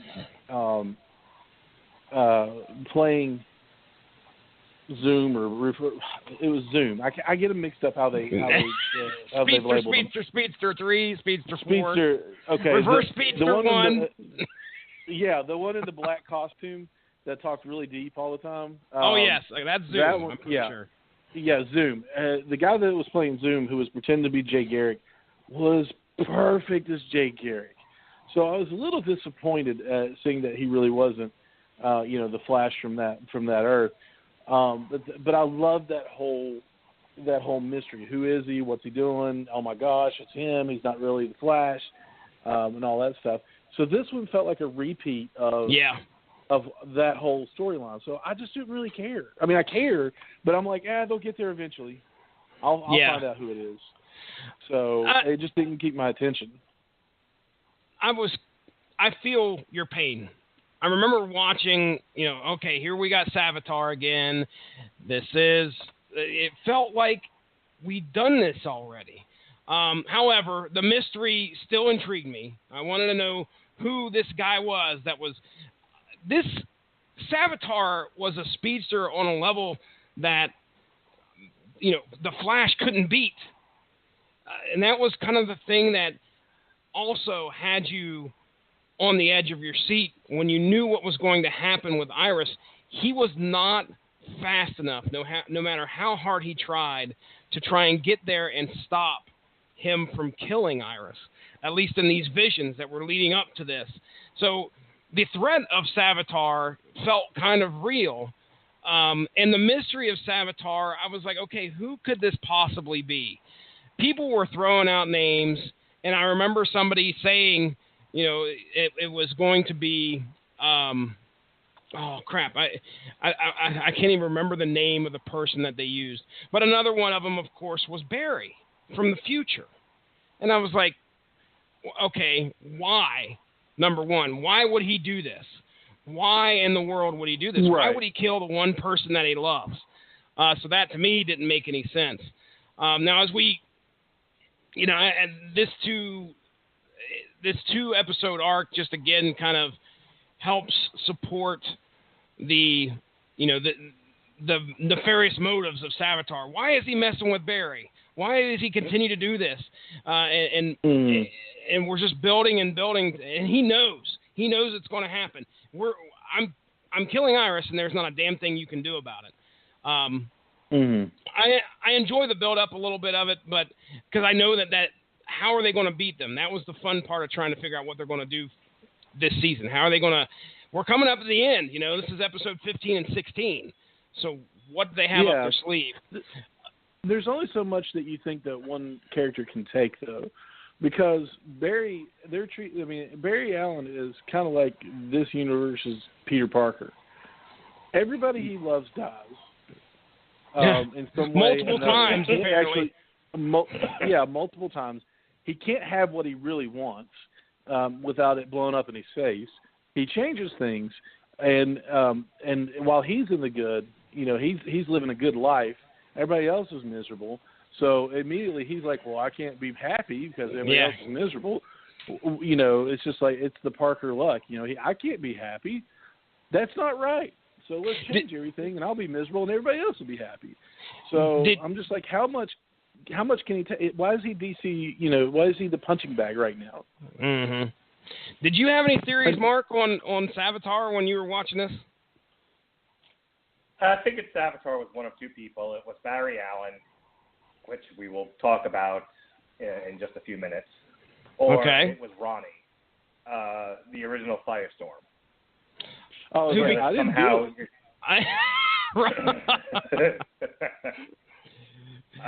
The original Firestorm, Caitlin's betrothed. Yes. I thought it might be him. I think when they did the thing where he pops out of the pops out of the armor, and and Caitlin has this like, oh shit, look on her face. Like, what do you need me to do? All right, well, there's only two people that would give her that reaction. It would either be Barry, some other iteration of Barry, or it would have to have been Ronnie. So I figured, so when the reveal happens that, that the Reverse Flash is actually Barry, and then the explanation is, oh, he's a time remnant that went crazy, I was like, whatever. At this point, I was like, all right, I don't care as much about who this character is as much as I care. You know, like how are they going to defeat him? You know, are they really going to kill Iris? Is that where this is going? What's going to happen here? So I'm more interested in that. I don't want to jump ahead, but I do want to talk about, or at least put this in your minds, about how awkward it was when Iris was trying to talk, Barry, Time Remnant Barry, into sticking around. And I'm like, that shit ain't going to work. There's no way that this guy is going to stick around and watch unscarred Barry make out with you and not have some kind of an issue with it. Because, two Barrys in the same room. Now, Mark, I don't get salacious on me here. I know exactly where your mind's going. But, I actually just pulled up the quote from the Once and Future Flash. So I want to talk about Duet for a minute, and then we need to have this debate live on the air. All right. No. Yeah. I know where it's going. Welcome to the neckbeard portion of our discussion. Oh, I have a neckbeard. What? All right. I want to talk about Duet. But I don't want to cut you off. So is there anything else that you want to discuss real quick? I'm good. Okay. All right. So before there's yet another break and we go headlong into the final episodes of Season 3, I don't want to call it a complete throwaway episode. It's in the crossover. This time it's just Supergirl and the Flash. It deals with the Music Meister. And it's, every show does these. They have an episode where everyone sings. That's the trope in television. I think it's all because Josh Calandros wished it that way. I don't know why. His favorite. I think his exact words were like, "I am not fucking watching this." Something along those lines. Well, look, I thought it was a fun episode. As far as weaving it into the narrative, it again, much like the Gorilla Grodd episodes, it gave you a break from the everything is about Savitar. This is one of the problems I have with Arrow, is there's almost never a break in his never-ending, his whole life is falling apart, and everyone's life he touches, it becomes destroyed narrative. That's mostly his fault, though. Well, again, that's the only thing. There's never an episode where Arrow and Felicity go ice skating. No one ever breaks into song. It's the most depressing show ever. This I actually enjoy because, again, it gave Supergirl a break, it gave the Flash a break, and it gave us a break from Savitar, which I think was needed in the overall narrative of the season. What they're dealing with here is that Iris has reacted to Barry's proposal to her negatively because she realizes he's only doing it because he's obsessed with changing the future so she doesn't kick a knife in the back. And she's like, that's not a reason to marry somebody. Sorry. So they're on the out. There's an issue on Supergirl with Kara and Mon-El where I think Mon-El has lied to her in some way. And she's like, nope, you're less than perfect, and therefore I don't want you, which is an issue with Kara. So we have this episode, Duet, where the Music Meister says, you must play through the play that I have put you in. If you don't participate, you'll die. So there's a whole bunch of singing and dancing that happens. It's a fun episode, if you're into that sort of thing. But overall, they realize that they really do, in their heart of hearts, love Mon-El and Iris. They are saved by the real Cisco and Mon-El, and they admit their love for their betrothed, and everyone moves on to the next episode. Just 50 words apiece, guys. Duet. Jesse? It was okay. I remember there being like this mega twist that took me by surprise at the end, where it seemed like everything was all hunky-dory. Not at the very end, not after they wake up, but like at the end of the script or something like that. Like where it seemed like the families were going to come together, and then all of a sudden it was like, nope, that's not going to happen. Instead, we're going to war. And I was like, okay. That part I enjoyed. They did a good job in making it not the typical stuff that I thought was going to happen in a musical episode, especially as they portrayed it. So I enjoyed it. Ronnie? I liked it. I mean, I'm not as down on these musical episodes as Josh Calandra. Yeah, they're fun. It was meant to. I mean, honestly, when they wrote it, they probably wrote it with the thought of lightening things up and just, hey, we got to have something in here where the world isn't really, going to explode at any second, and it still had its consequences and everything. But it reminded me of the one episode of Buffy the Vampire Slayer, Once More with Feeling. So, and it was a complete. It was a completely musical episode. So that one was kind of a fun watch as well. So I just kind of remember. Episode of Oz. Okay. I think it's the last season where the characters from Oz all sang songs, including what's his face from Biohazard, which is fantastic. Well, there's a we're talking about Buffy the Vampire Slayer and the Flash. When you talk about Oz, you think of what is the fucking in the bud. No. Was that the song? Was that one of the songs on the episode? No, it was not. Okay, ladies and gentlemen, when you think of Oz, you think of getting shanked in the yard and in prison rape, I guess you could say, because that's all that happened on that show. Is that what Ronnie calls fucking in the butt, getting shanked in the yard? Is that what you call it? No. Shanked in the backyard, baby. Nice. Oh my God.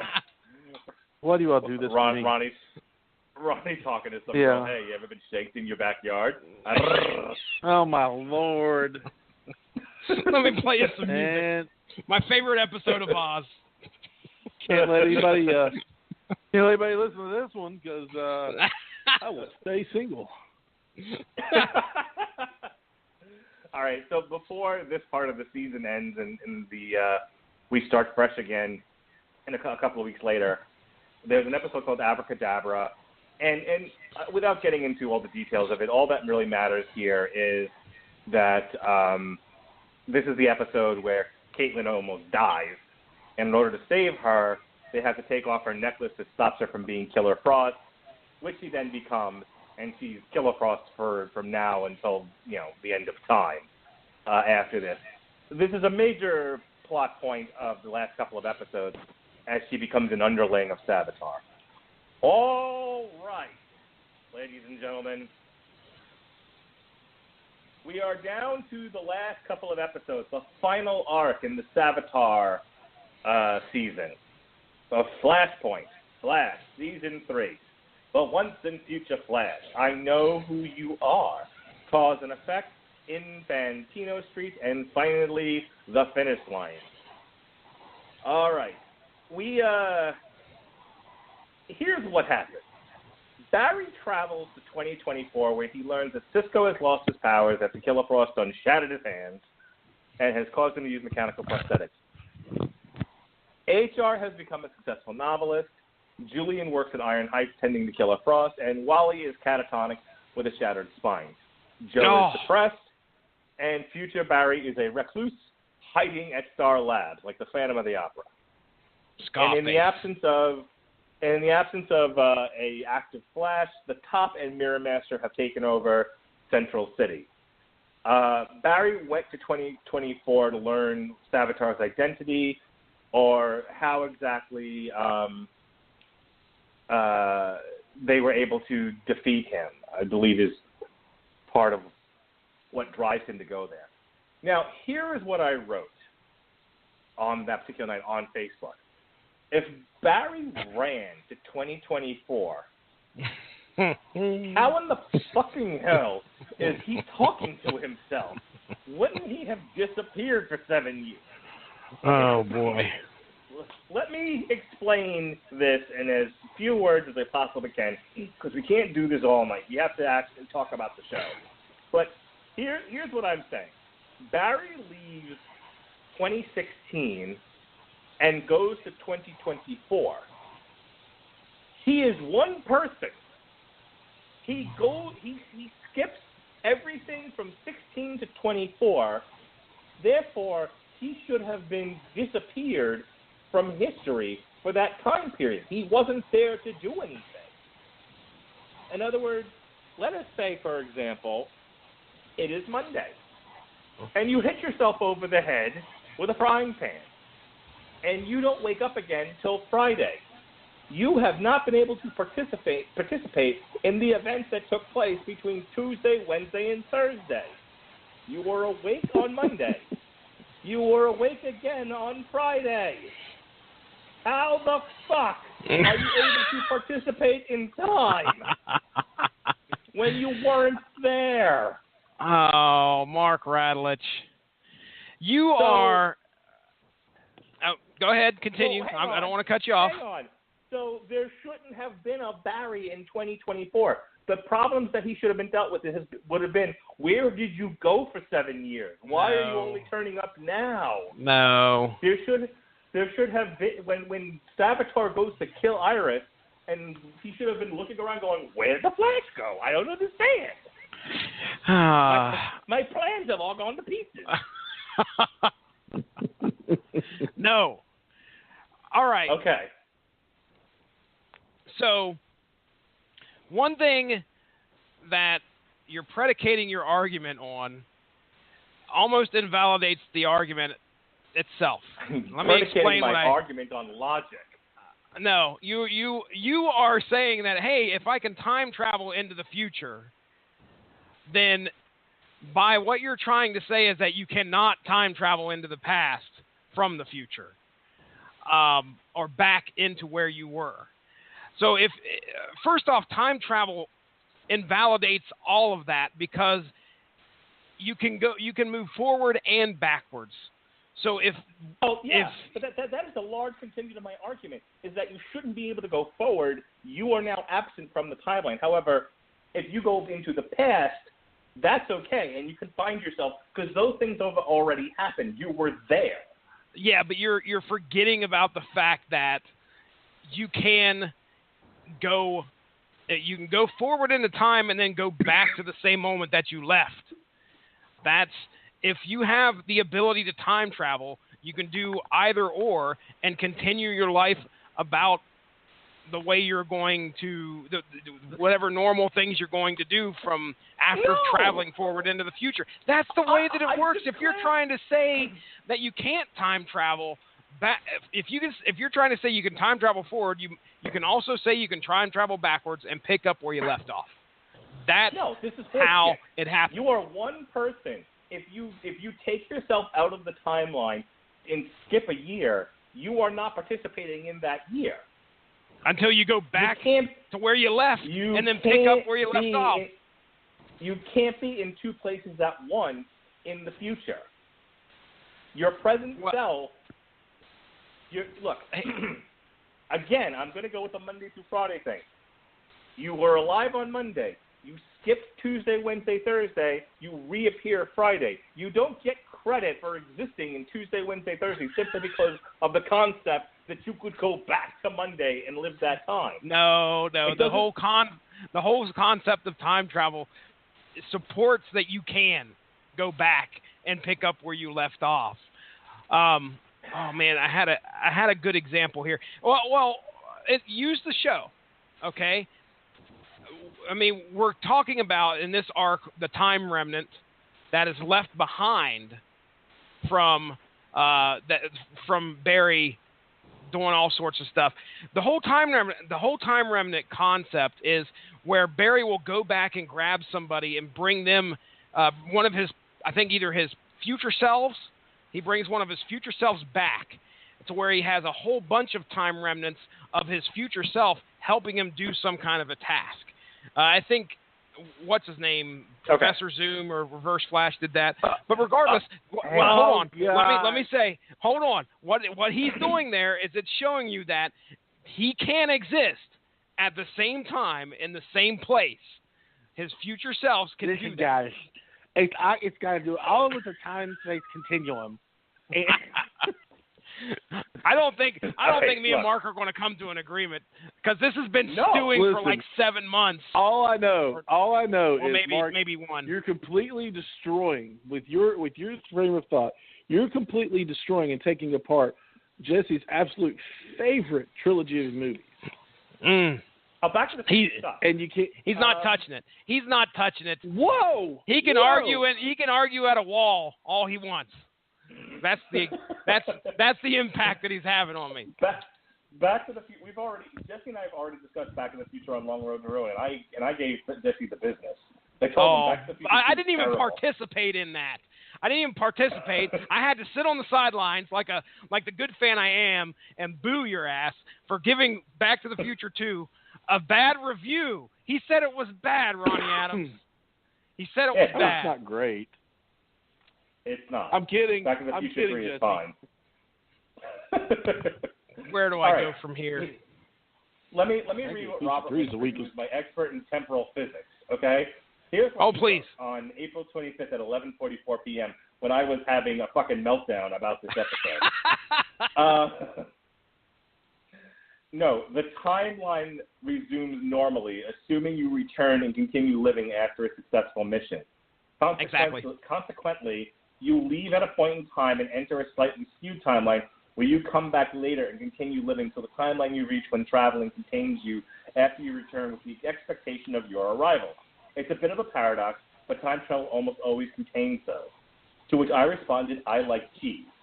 Of course you did. And Robert Winfrey responded, that's how almost all conversations around temporal physics end. I've said it many a time myself. I'm going to eat cheese after this podcast. Look, this late?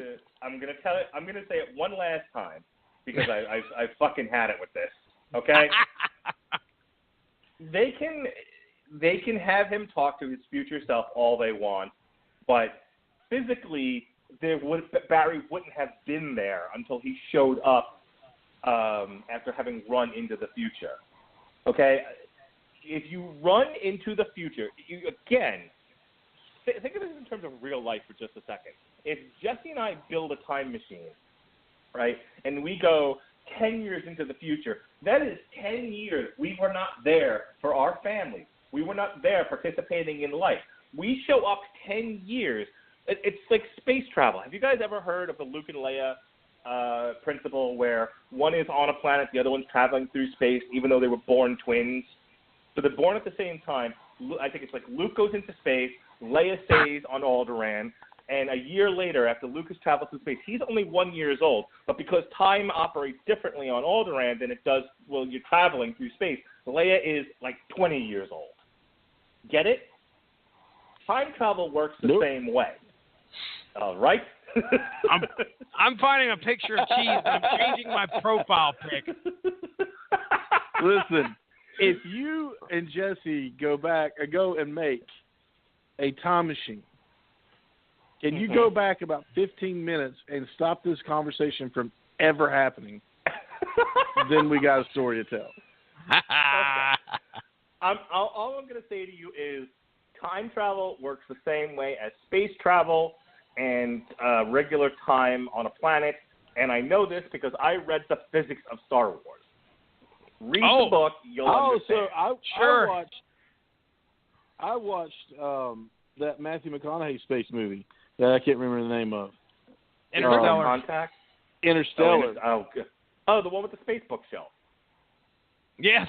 Yeah, the one with the portal inside the bookshelf. And I noticed that they were on a planet for a half an hour or an hour. And when they went back to their ship, they'd been gone for 10 years or 15 years or however long. I just know back when they went back, their buddy had gray hair. And that blew my mind. So I walked out of the theater and said, Ronnie, like this, Ronnie, cars go boom. And and they were like, "It's okay, Ronnie, go watch this mindless action movie," and then I was happy again. But no, it's the thing about it is though, you got to understand that it's Mark, it's a comic book, and the laws of this world, the actual laws of physics and metaphysics, all this other stuff, temporal physics and the big words that I can't say, don't apply. So right. So what you're saying is that this world is consumed with magic, and Barry should have been able to take on Savitar with his magic penis, and he just waves it around and creates a temporal vortex that sort of sucked Savitar into it and turned him into a cheese sandwich. That is not at all what I was saying. But that was much more interesting than listening to you two fight about time travel. There's no fight. I'm right. Well, okay, yeah, sure. In all honesty, I mean, there's no way we could tell. There's no way that we're not going to have an answer. I can see where you're coming from, Mark Radulich. Believe me, I do actually, honestly.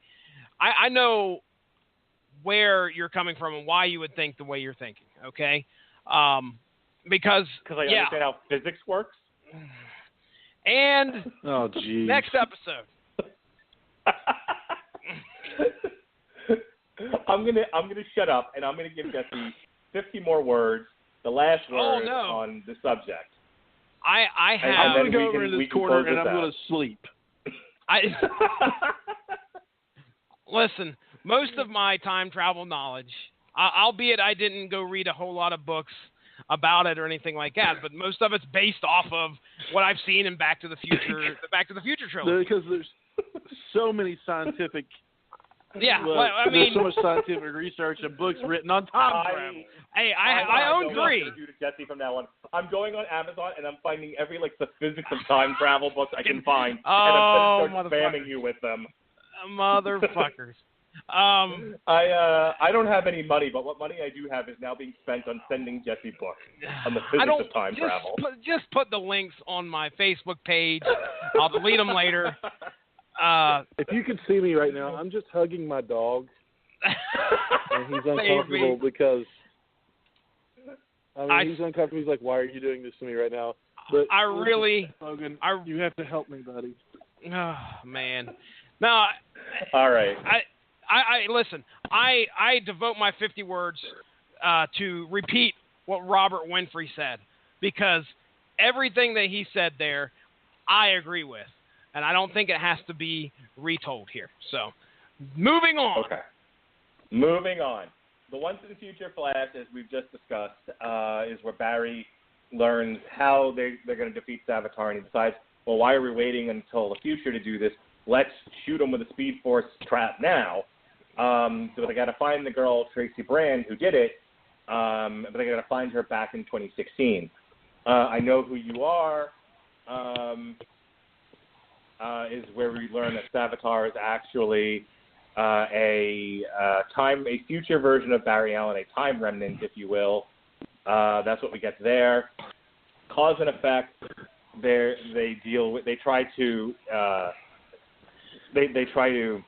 stop Barry from creating new memories, so that Savitar won't have access to those memories, which is how he's been able to stay ahead of him. That was actually pretty unique. I like that. I like that little bit of trying to figure out how to beat this guy. I thought that was very, very intuitive. Yeah, it was an interesting episode. Go ahead, Ronnie. I was going to say, was anybody really surprised that Savitar, the last Speedbender, was the time remnant Barry Allen? I was. First of all, I reject the idea of time remnant. So once they revealed that that's who he was, clearly, that it wasn't Barry from another dimension, that it was a time remnant, I went, oh, who fucking cares? I literally stopped caring about Savitar.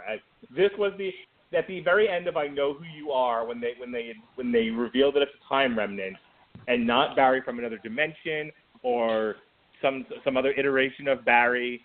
a clone. It was a time remnant, and then they had to re-explain to me what a time remnant is. I'm like, this is gay. I don't care. Who would you have rather it be?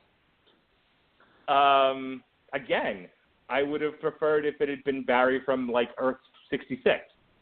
Oh, okay. So for an alternate Earth Barry. Yeah. Why couldn't it? Wouldn't it have made more sense and been a bit more logical in this fictional universe that we're debating like a bunch of neckbeards? That if a version of Barry Allen from an alternate dimension had gotten Speed Force powers and this one went fucking nuts, like not only does he lose his parents, but he loses Iris and Joe, and there's no Team Flash, and he just becomes evil, and he just devotes himself to the Speed Force, and et cetera, et cetera, et cetera. He becomes Savitar. To me, that's a better story. Not, I created a time remnant, which makes no fucking sense to me. That time remnant was rejected by Team, and it went this sad now. Barry's time remnant is sad, so he puts on armor and becomes the god of speed. Fuck you. Okay, now, I personally didn't mind the whole time remnant thing because I could understand his motivations a little bit better as to why he would want to ruin Barry's life, because this guy was just brought from the future and left here. And I think in the episode, he was like, everybody treated me as the outcast, which he really was. I mean, he was somebody, imagine having to deal with, two of your best friends. Oh, it'd be tough to hang out with one and not hang out with the other. And the other one might start to feel a little bit neglected, especially if you've been hanging out with the original for that much longer. You're right. They murdered him in the street. Well, I mean, you can't do that. That is not what Team Flash does. But here, so I kind of understand how that motivates him to become Savitar and want to take his revenge out on Barry. And it was Yay! Ronnie Adams. No. No. I'm out of it. No. No. No. I'll be good. It completely threw me out of it when I found out it was a time remnant. You didn't like it either? Like, I didn't. I mean, I cared. I knew I was going to get there to, like we said, it was just another who is it? This guy's torturing me thing, and I was like, oh, it's going to be somebody from his past. It's going to be, it could be him from another Earth. It could be a lot of things. It could be his dead dad come back. I don't know. Yeah. And it was like, no, it's a time remnant. I'm kind of in the same boat as Mark. Oh, it's a sad time remnant that is sad because he was forgotten about, because he doesn't actually really exist in any world other than the Speed Force.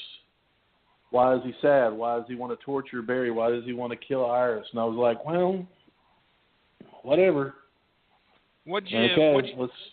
How about HR's new hottie, Tracy Brand? Did you like her becoming part of Team Flash and having the sure. Mark? Oh yeah, I did. I was saying sure. That was part of the storyline that I liked. Look, just because I don't like the identity of the stated identity of Savitar, doesn't mean I like. Look, I by no means didn't like this season. There were elements of it, like we just discussed, like the stupid Once and Future Flash episode, and the reveal that Savitar's a time remnant. But I can live with those things. This isn't like this isn't like Gotham, where every episode is getting dumber and dumber by the minute, to the point where at the end of it you're just like, you know what? Set the fucking show on fire. It doesn't deserve to live. It isn't that bad. All right. Sorry, Gotham and Arrow, every season they destroy the town. I don't understand why anyone lives there. But look, there were great things about like the cause and effect episode. I'm sorry, not the cause and effect episode. The Infantino Street episode, which is the one where I believe is it this one or is oh yeah, this is the one where Captain Cold and Barry go to steal the Dominator technology so that they can use it for the Speed Force bazooka. That was a great episode.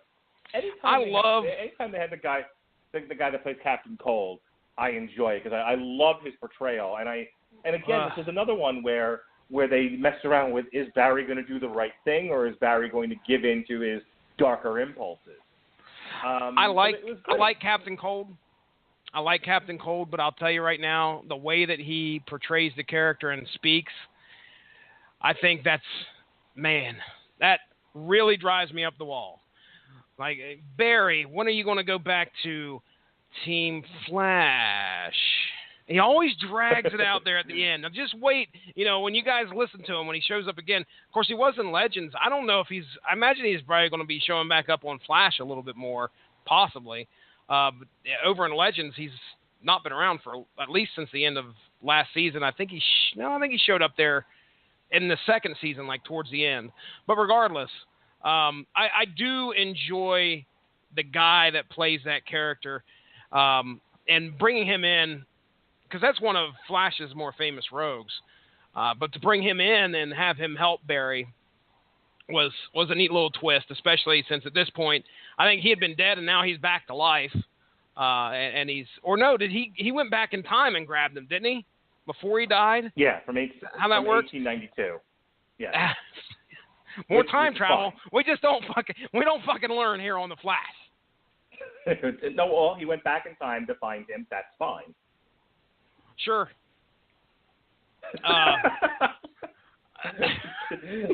Welcome to Jesse Hates Mark. One word answers. That's all you get for the rest of the show. I'm just sitting here eating popcorn. You go at it.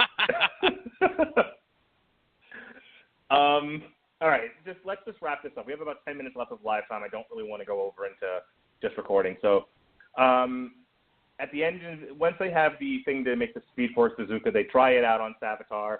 Of course, Savitar is one step ahead of them. He uses the Philosopher's Stone to counteract it and kills Iris. But doesn't. No, he doesn't. He kills HR instead, who is using technology to make it look like he was Iris and swaps places with her. Savitar kidnaps Cisco and forces him to rebuild the bazooka into an interdimensional quantum splicer so that Savitar could create fragments of himself to be dispersed throughout time and protect himself from the paradox, which fails because he is betrayed by Cisco. Barry tries to convince Savitar that he could be saved, which goes back to what would happen in the previous episode, which is, Snart telling him defeat Savitar with kindness, not with rage. Savitar returns to Star Labs, destroys it with the Philosopher's Stone and orders Caitlin to kill Cisco. But Gypsy interferes. Savitar and Caitlin open a portal into the Speed Force.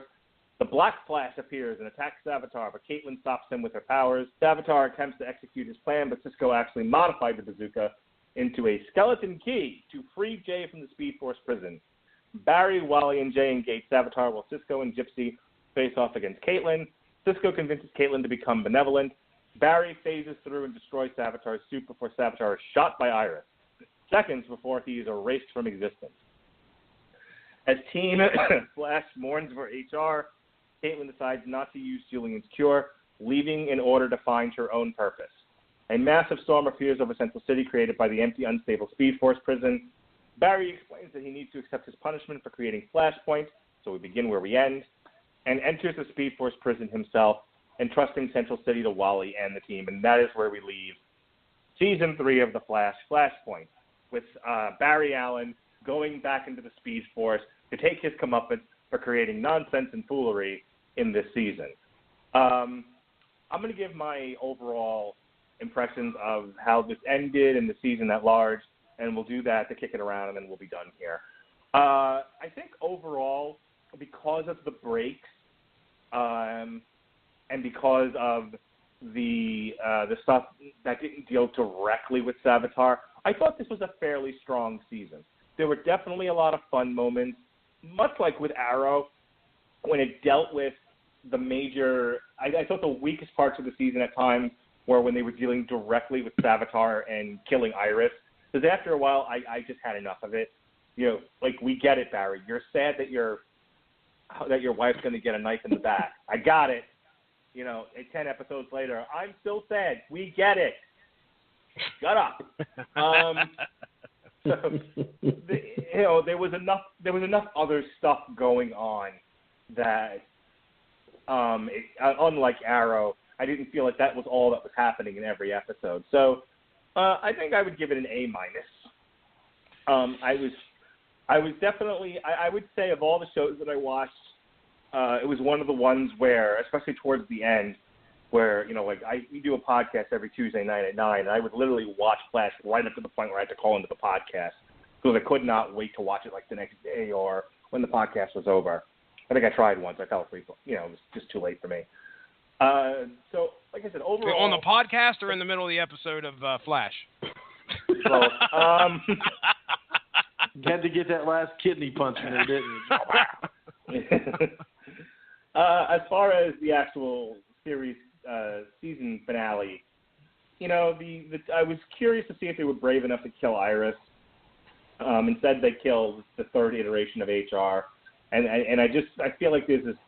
They're gonna, they just seem to bring, they just seem to pluck HRs out of the ether. So it's like, so it's like, he'll be back. We'll see what happens here. But other than that, I thought it was I like the idea of Flash. You have to be the hero. You have to be better than everybody else. You can't keep giving into your base desires. That's what got you. That's what got you into this mess in the first place. There's a line. I'm going to end my rant here by saying, Barry May at one point makes a statement. Everything bad that's happened has happened because I made a decision based in fear, and I can't keep doing that. And I thought that was the strongest part of the season, other than some of the fun stuff that happened. So those are some of my thoughts. Jesse? All right. Okay. I hated the fact that HR and Tracy become a thing, and then they take that away from us by killing off HR. That kind of made me mad. I really wanted to see their man. Here I am talking about a superhero show, and I'm all involved in all these love interests. Somebody needs to check my temperature or something. This is not the Jesse Starcher I know, but I am enjoying it. Should have been watching Riverdale. Buddy, if it's up to my daughter, I apparently am going to have to, because she's going to spoil one thing every day until I start watching it. She told me. So yeah. But anyway, I enjoyed the way they kind of wrapped it up. Does anybody, just real quick, have? I don't know if there is a reason for the Speed Force prison. That seems to be something that we got to send Barry to the Speed Force prison. He's got to take somebody's place there because Jay Carrick's out now, and the Speed Force is going to destroy the dude. I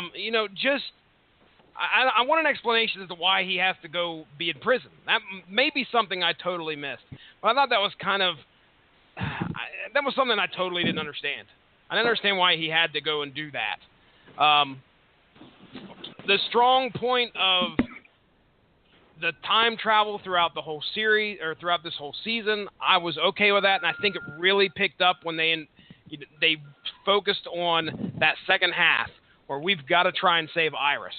We've got to try and save Iris and keep her from dying.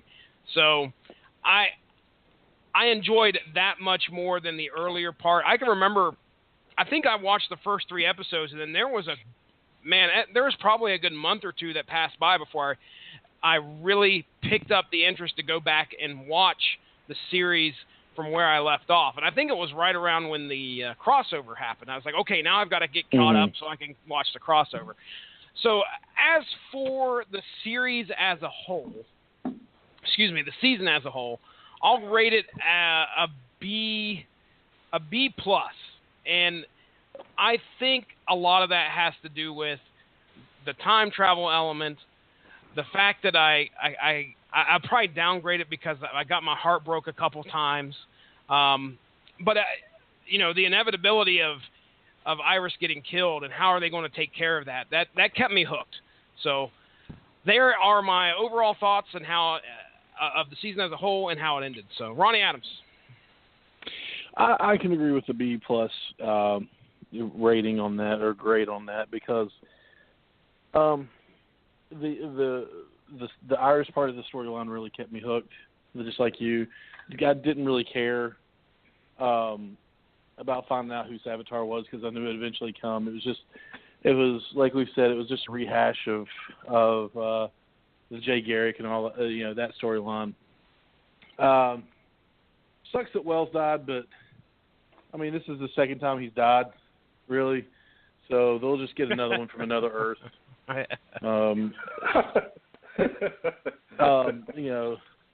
We don't have to miss him. Just go grab another one. I mean, we've got plenty of them. So, but the whole I get why Barry has to go into the prison as a whole morality kind of issue. He's the one that actually did the crime, so he should do the time about screwing everything up. What does he do there? He just. I mean, does he sit and think about? Go sit in the Speed Force and think about what you did? I guess it's kind of like the Phantom Zone. That was really good. I don't know, man. I don't get it. Now go sit in the Speed Force, young man. Oh. Think about what you did. There. What did I do? He gets like, a spanking like every Thursday, and then he has, I don't get it. He has spanking. He has other Tom. He has Tom remnants in there. They got paddles. Kind of like the Breakfast Club with Tom remnants and Barry Allen. But the tension. But I guess it's kind of like the Phantom Zone. What did they do? In the Phantom Zone, they just kind of chill there and they turn around and paint the glass and scream. I was going to say, you lived in an LP and traveled through space. Yeah, I was going to say. Yeah. So it's the truth. As opposed to Barry Allen, who's writing on a chalkboard in the Speed Force, I will not break time. I will not break time. Right. But yeah, I like. Can I say that my favorite parts of the season were the quote unquote kind of throwaway part? Not throwaway, but they didn't have the big long, arcs to it. I did like the crossover, but man, I really like the Gorilla Grodd. I don't care what anybody says. I like the musical. It was the fun stuff that kept me going in this season. So it's like that with any show. I like the fun stuff. I like it when Mark Hamill shows up to play the trickster. Oh yeah. Yeah. I liked like Abracadabra. So. I didn't get a chance to talk about that, but I really enjoyed the guy who played Abracadabra. Yeah. Can I really? I mean, I was really disappointed that they didn't work in Dr. Fate or Zatanna or bring back Constantine for that. Well, just because of the name. Yeah. I mean, look, I think they also have to coordinate with fucking Arrow, who I think has first dibs on everybody in the in the DC universe. So I think you have to give it some time, and they have okay, we want to use this one, and then they have to figure out how they're gonna in a world that is supposed to be at least somewhat real, other than their stupid time travel things. They Shots fired. Sitting quietly, waiting for the podcast to end. I think they have to, get with the other showrunners and make sure they can, that they're not being used in something Arrow has gone through a lot of characters at this point, and you never know what they're going to use next. So, I'm sure there's a way of going about if they express an interest in using Zatanna or somebody, that there's a whole process that has to get set up, and then again they have to write it in such a way that it reflects the universe they're living in. I actually had a proposal on how they could bring in Power Girl, but we can talk about that at another time. I don't want to spend another 20 minutes on here pitching ideas that no one's going to listen to. So so I think we're good here, right, guys? I think we've talked enough about this. I've made my point that you can't run into the future and find yourself. It doesn't work that way. Good night. So I want to call Robert Winfrey right now. Get in my corner. Damn it. Too late. I'm already in the corner. All right. Well, while these two sit in the corner and shake, and you'll never be clean, I'll do some plugs here. We had the Flashpoint comics storyline on Source Material this past Monday. Tomorrow, I will be elsewhere, but there will be a Metal Hammer of Doom. Jesse Starcher and Robert Cooper are going to review Unleash the Archers. The name of the album is Apex, so expect that. I'll be back on Thursday with Sean Comer. We'll be looking at Orange is the New Black Season 5. And next week, Jesse and I are going to talk Poison Ivy, The Cycle of Life and Death. Robert Winfrey and I will be back on Damn You Hollywood. We'll be looking at Cars 3. And then the Metal Hammer of Doom. This is the show I've been waiting for all summer. It's finally here. God bless America. Ladies and gentlemen, Nickelback. Feed the Machine. Right here on the Metal Hammer of Doom. Sweet Lord. What is wrong with you? I don't want to give you a penny back. I love how we have the clip, but we decide to say it anyway. And then the week after that is Transformers Week. We'll be discussing Revolution, IGWPGF, whatever it's called, Revolution. On Damn You Hollywood, we'll be looking at Transformers The Last Night. Metal Hammer of Doom, we're going to look at Transformers the movie, soundtrack, the cartoon movie. Ronnie will be back on June 29th on Thursday. And we're going to look at Transformers Prime, Season 1. Yes, and then we are scheduled to record something. We can talk offline about what that is in case you've all forgotten. But, what fun we're going to have. It's the DC Looney Tunes crossover. Ah, oh, boy. Oh, boy. Ain't we got fun? All right. Speaking of fun, Jesse Starcher, plugs. You've hit most of them. Just call me Cheesy McCheeserson over here, hanging out on the Source Material podcast. If you guys like to listen to us talk about comics, we got a lot of episodes in the old archives there. Yeah, we're up to 120 episodes. Very proud of that. Glad to have spent most of them hanging out with Mark Radulich and Ronnie Adams, so please go check that out. Go give the Radulich and Broadcasting Network Facebook page a like to stay up on top of all the great podcasts that we have to offer.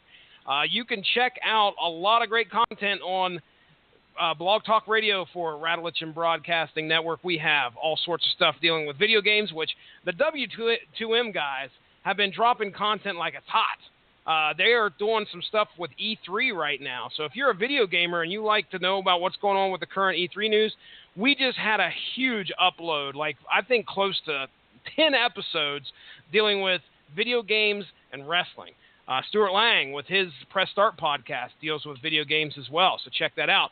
I'm currently in the process of playing Assassin's Creed Black Flag. No, wait a second. That's not me. That's my 7-year-old son. I'm just watching. I'm the dad that watches my kid play games. So I kind of feel like I need to start getting back into that gaming spirit. And if you guys listen to those episodes, please, any episodes, give us some feedback. We'd love to hear from you. I'm at Stiznarkey on Twitter. Source Material has a YouTube page if you want to check that out. Just type in hashtag Source Material. You may be able to find it. You may not. Hell, I don't know. But also at SourceMattCast on Twitter. And I think that's about it. Just make sure, hey, ladies and gentlemen, give us some thought to go support our patriarch and check out the snazzy shirt. Go look at the link on the Facebook webpage, Radulich and Broadcasting Network Facebook webpage there. You can see Fight Radulich Fight, that awesome shirt that's right there. Go to represent.com, click on the link. It'll take you to represent.com/Fight Radulich Fight. Maybe throw some bucks, get you some shirt, and then some proceeds go to our patriarch here. Help a brother out while he's down on his luck. Fight that bastard cancer. All right. Boy, am I Ronnie ever down Adams. on my luck. Ronnie Adams, my man. You plug away. I have a show called Screaming Boy Podcast with Adam Runyon and one Jesse Starcher. where we talk anything. It's nerd culture, pop culture, the nerd life, where we talk about comic books, movies, TV shows, video games, music, whatever whatever you can be a nerd about, we talk about it. Just this past Friday, thank you once again, Mark, for letting us have some live time while I am Sans' computer. Sans is not a person, Jason Teasley. We were Sans Ronnie Adams last night on the Source Material podcast. Yes, I was not able to make it. But so we've got we talked about DC Cinematic Universe, a little bit about Wonder Woman, and then we talked about why all the others sucked. And I don't want to compare them to Marvel movies, but you can't help but compare them to Marvel movies. And then we talked a little about Injustice 2, just a little bit. And then coming up, we've got some good stuff. I know Transformers Week, we're going to talk all things Transformers, the old toys versus the new toys, which ones are better, what Transformers video games have been out, things like that. So that's going to be coming up in the loop. So we've got some stuff coming up for you. I will have a computer very soon, so we'll be back on, like iTunes and all that crap. But right now, you can catch us on Blog Talk Radio, iTunes, Stitcher, TuneIn, on the Radiation Broadcasting Network, which is awesome. Facebook, all right. Twitter is at ScreamingBoyPR, and then Instagram, and that's it. Okie dokie. All right, guys. I appreciate you putting up with me tonight in my surly mood. I appreciate you talking Flashpoint with me. This was fun. We'll have to do it again soon. Thank you, everyone. If you've made it this long, God bless you. And look for another TV party tonight very soon. We've certainly got a lot of them in the can waiting for you to hear. Got a lot more content as the year unfolds. So stay with us. Enjoy our conversations. In the meantime, for Jesse Starcher, for Ronnie Adams, he speaks to the trees and is connected to the green. Be well. I'm Swamp Thing. I live in the Speed Force. Be well, be safe, and behave. And remember, if you travel into the future, you won't find your fucking self.